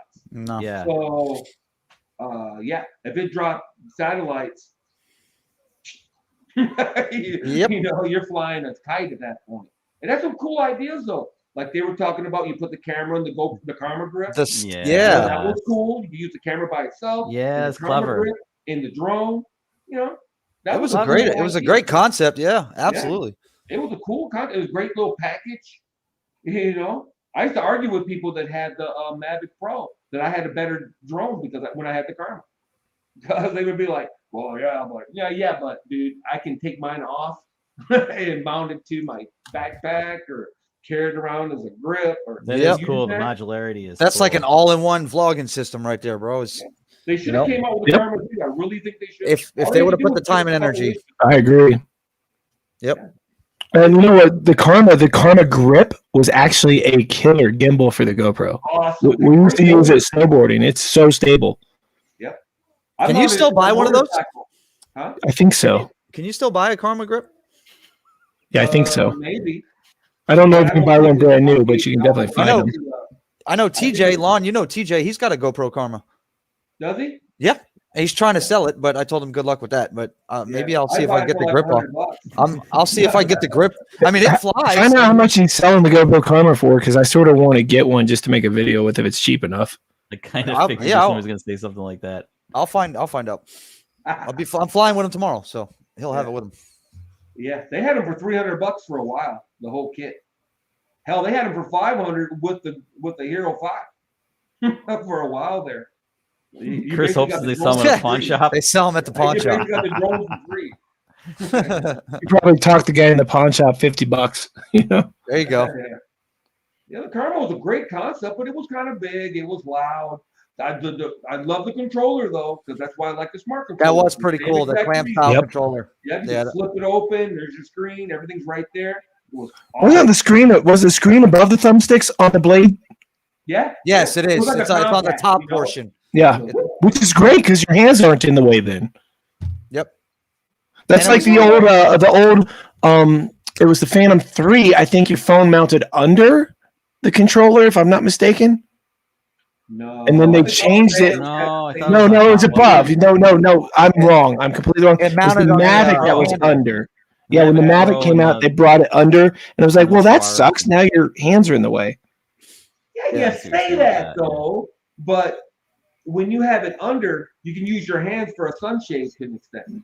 That is true. I will give you that 100%. So it depends on how you look at it. Glass half full. There is no perfect solution. You know what? I'm going to ask TJ about that. I'm going to put my Hero 8 on that GoPro Karma tomorrow and see if it works out. It's not. No. Don't. Your 8's more stable than the Karma. Yeah. Unless you twist it. Well, I just want to fly it. No, I'm talking about the actual Karma itself, not the grip. Oh, okay. Never mind then. Yeah, no, hell no. It won't mount. The mount is made specifically for the Hero 5 and Hero 6. Okay. I think your 7 might fit on it too, because we use 7s with that grip. For snowboarding, at least. I don't know about flying, but snowboarding we did. You could probably buy an adapter then. I know for a while they were still supporting the Karma grip, but they didn't make it all the way to the 8. No way. They might have made it to the 7 because you had to have, in the back of a 6 and a 7, they had the ports. You know what I'm talking about? They had the port strip. Before they had the LED screen, they had it so you could plug an LCD screen into the back of your GoPro. They sold a separate LCD screen. The older ones didn't have a screen on the back? Holy crap. Yeah. There was a plug-in at the back of a GoPro where you could add an LCD screen. Oh, I remember that. Yeah, port for the Karma. That was the interface. Huh? And for the grip too.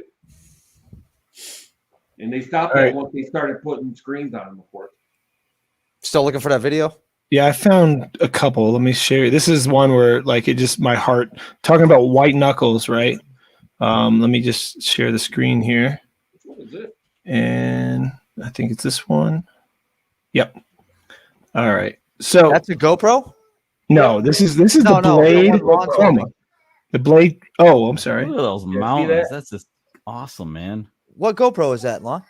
Oh, geez, I don't know. Shit. The original one. Let me see the front. Lon, I think I have the same one.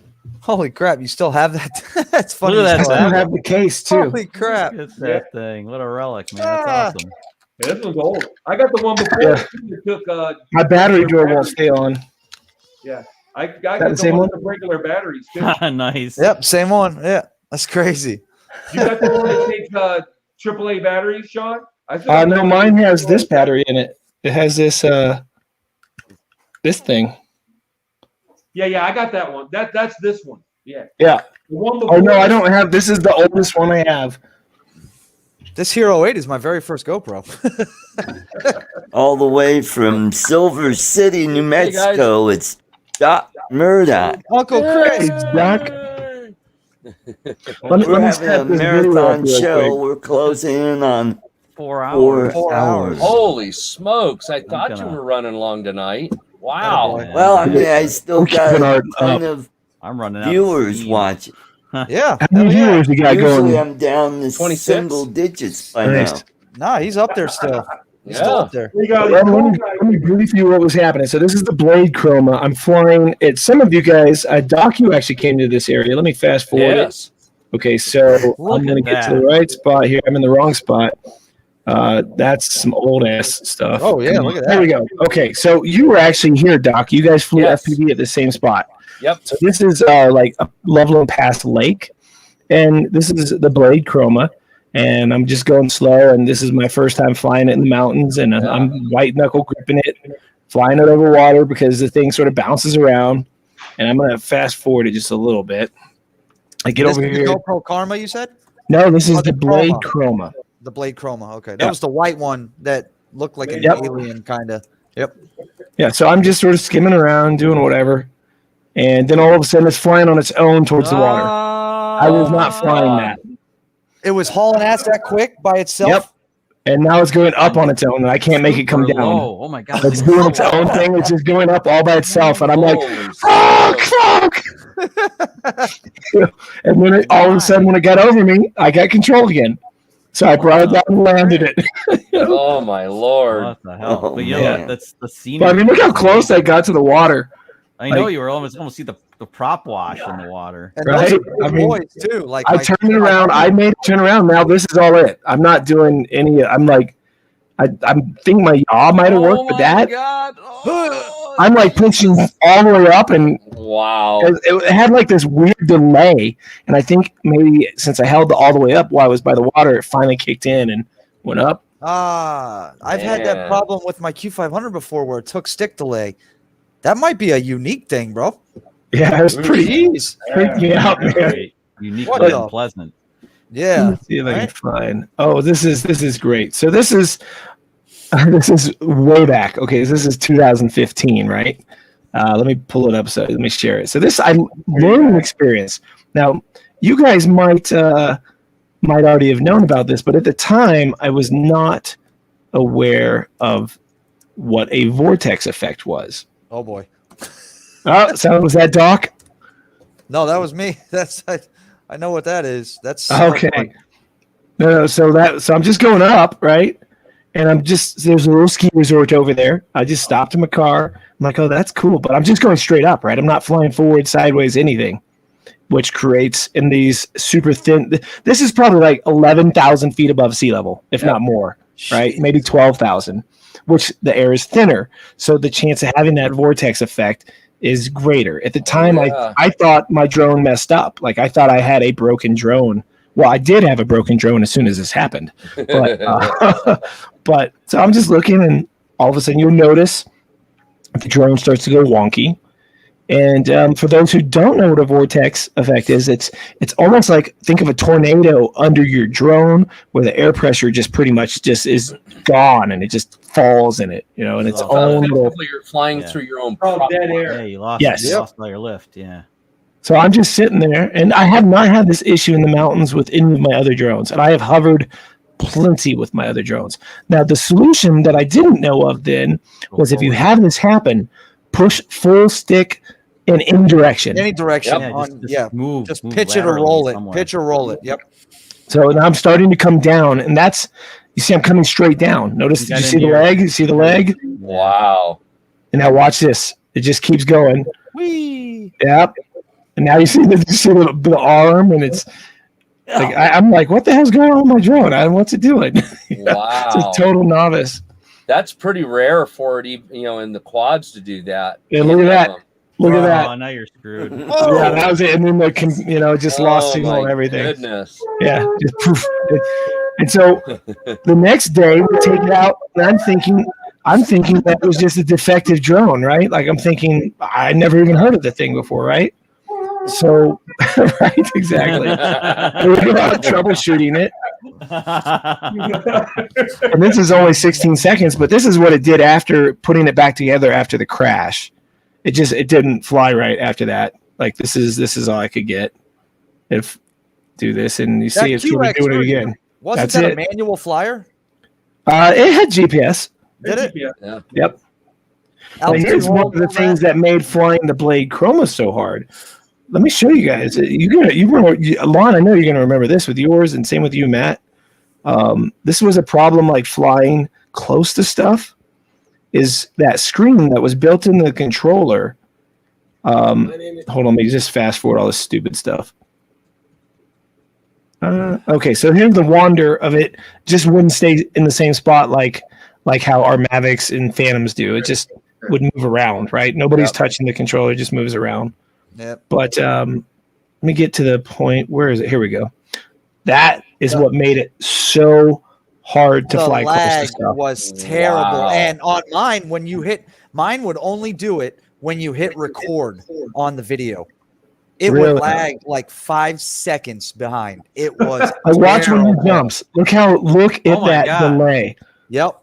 1,000 to that right. If you're trying to fly close to buildings or trees, you're gonna hit them. Yeah, you couldn't do it. That's easily a second plus delay. It is over a second delay right there. Yeah. Wow. Yeah, that was horrible. That's bad. And you hear guys now crying over 30 milliseconds. I know. They're like, we have high expectations. Oh my God, this drone has a 27 millisecond lag. Yeah, we have high expectations now. We can't tolerate that kind of BS. Like, really? So this is another thing. We were talking earlier about how they move around, right? It's so cool to have this video. But I put little boxes showing I'm just holding the controller showing I'm not doing it, right? Yeah, the barometers on these things sucked. Oh, yeah. Wait until it's like. Oh, that's so funny. Where is it? I never bought it. This thing wasn't cheap either, was it? No, it wasn't. Well, no, that's why I say the Q500 had the same exact flight characteristics. Hold on, I'm trying to. That's not the video I thought it was. Let me see if I can find this other pretty one. much. It was pretty much the same drone, same camera, same everything. Yep. Yeah. No, the Q3 wasn't in 4K though. The Q500 was the first 4K that Unique came out with. I thought. Yeah, it was. It was. They had a 4K version and then they had a 2.7K version. Wow. The Unique Q500. The Chroma, no. 2.7, right? It had the older model camera on it. Yeah. Then the Typhoon Q500 came out with the 4K model like 6 months after their 2.7. That's the one I got. I got the Q500 4K. Yeah, that's what I had, the 4K one. That's the 4K. Yep. They had a deal on it with 2 batteries, and the Wizard came with it for free. Yep. Or whatever that stupid handle thing was. The Wizard. Yeah, it was Wizard. That's what it was. Wizard. Was it the Wizard? Or was the Typhoon the Wizard? And the Q500 was the steady. No, the Wizard. You can run both the Q500 and the H. You can run either one of them off of it. Yeah. Hey, Art, you're old enough to remember Mr. One guy can run the camera while the other guy flies. All right, so here's the one I thought I was doing. So this is after I had the Mavic Pro and the Blade Chroma. And I started them both, and I put a little red box around both of them.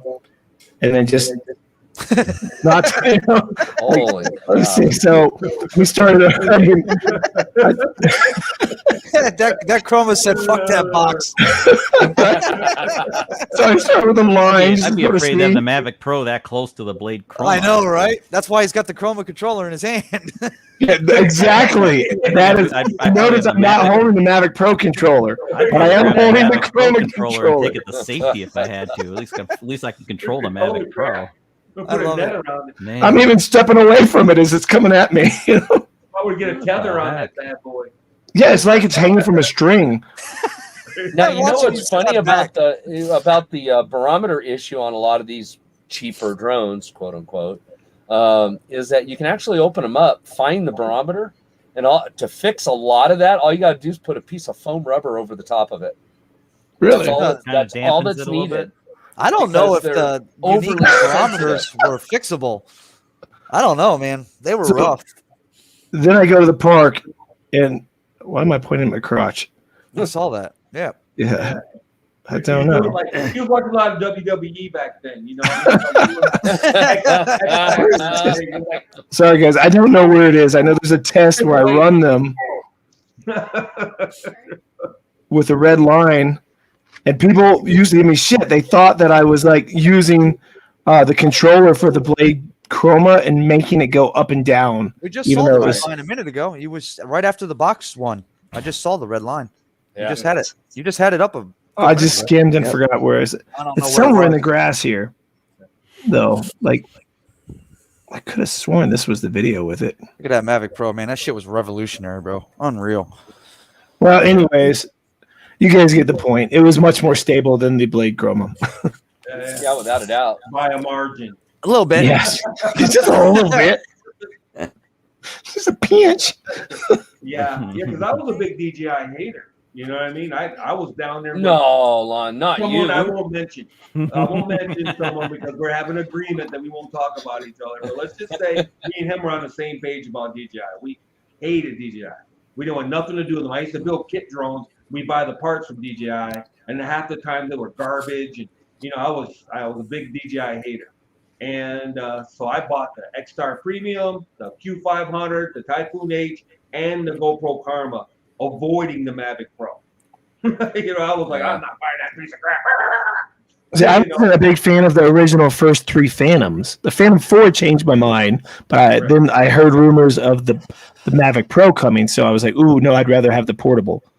Right. Well, the 3 Pro so that's why good too. See, I didn't like the first three. I'm like Lon. I wanted all these other ones to try. Yeah. I liked the look of them. I thought it looked silly. Yeah. I was a big fan of the X-Star Premium because of the look. I liked that one too. It looked cool. It was heavy. It had some bulk to it too. It felt like it was a solid beast, but it turned out not to be so great. Not so good. No, they kept promising. That's why I'm still kind of a little bit down on Altel. I ain't gonna lie. That's what got me. I'd have a weekly call to Altel. Like every Sunday, basically, I will call Altel and go, "Yeah, hi. So any news yet on?" You know, when you guys are going to fix this problem or that problem? Oh, we're still working on it. Okay, they're super nice. Yeah. Okay. and then all of a sudden I call one week and there was no answer. And it's like, huh. And then you read an article. Oh, we just went they stopped. Then they stopped customer service on it just out of nowhere. Yep, done. Their battery issues were the worst. No batteries, no nothing. Nothing. I heard a lot about that battery issue thing. I had 7 of them. I had 7 batteries, and all 7 did the same thing: 100%, 60%, 40%, critical land in 10 minutes. Yep. Wow. All 7 away from their customers. Everything. Then they come back like 2 years later. Hi. Hey, my girlfriend that went out to the bar one night and comes back 2 weeks later and acts with like a baby. With a baby. Come back with a little baby. It's yours. You're like, oh, DNA test. What? Well, yeah. Hey, guys. It's time to shut this puppy down. We're coming up on 4 hours. 4 hours. You go now. You go now. We kept Art up way past his bedtime. 4 hours. You go now. You've been here for an hour. You go now. You eat too much. I love that. I love that skit. That's all I can eat. Not all you can eat. Soy sauce. Yeah, and I gotta eat too. I haven't had dinner yet. I got the adult beverage. It's 9 o'clock. There you go. You should have done what I did, Art, and just covered your mouth and eating on the show. I'm still fighting jet lag myself. Well, because I'm a professional. I'm not. I am so far from a professional. Wait a minute. Hold on. Wait a minute. What's the definition of professional? That you get paid for something? Something like that. Yeah. Is your channel monetized yet, Art? No. He's pro. Oh, mine is. That's why I'm following Sean, like NASCAR. I'm gonna draft him right into the barrier. Right into the wall. I want to go from 5'11" to like 30,000 in like a week. That's what. Like Before we go, Art, Doc, do you want me to mail this back to you? I got the files off of it.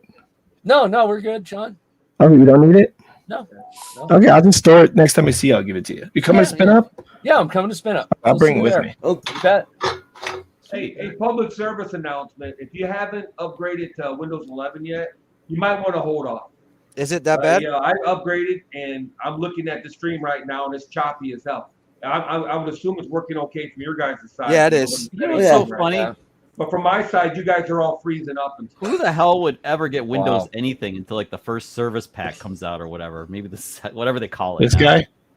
Dude, you just glutton for punishment, man. It's the story of a man named Baby. Way over there on the side. Yeah. You know what a first adopter is with Windows? An alpha tester. Forget that shit. Yep. I bought the first, I'm always CD player. I went and ran about the first CD player. That's different. I was early with the CD player. I had a freaking Techniques SLP 2 or whatever, 7. All right. Well, speaking of the first one, it's time to call it a night, everyone. And I want to thank you all for coming here. Lon, it's been too long. Thanks for coming in. And Chris, good to have you. And Matt. One thing, Sean. Art, if you just log out yourself, you can leave the stream live and we can keep it going. Yeah, Art. He's running but minutes. Here's the deal. With it's eating into my monthly lot. I only get 20 hours. And I won't have enough time on to give away the drone in 3 weeks. Okay. Yeah, that's right. Now all right, Art. Well, thanks for having everybody. us. We kept it past his bedtime. Good to see you guys. It's been a while. Hey, everybody in the chat, thanks for coming. Boy, I can't believe I still have 22 here. Awesome. All right. Good night, everybody. Good night, Chad. Have a great weekend. Guys. Great job, everybody. Great job. Bye-bye. Peace out.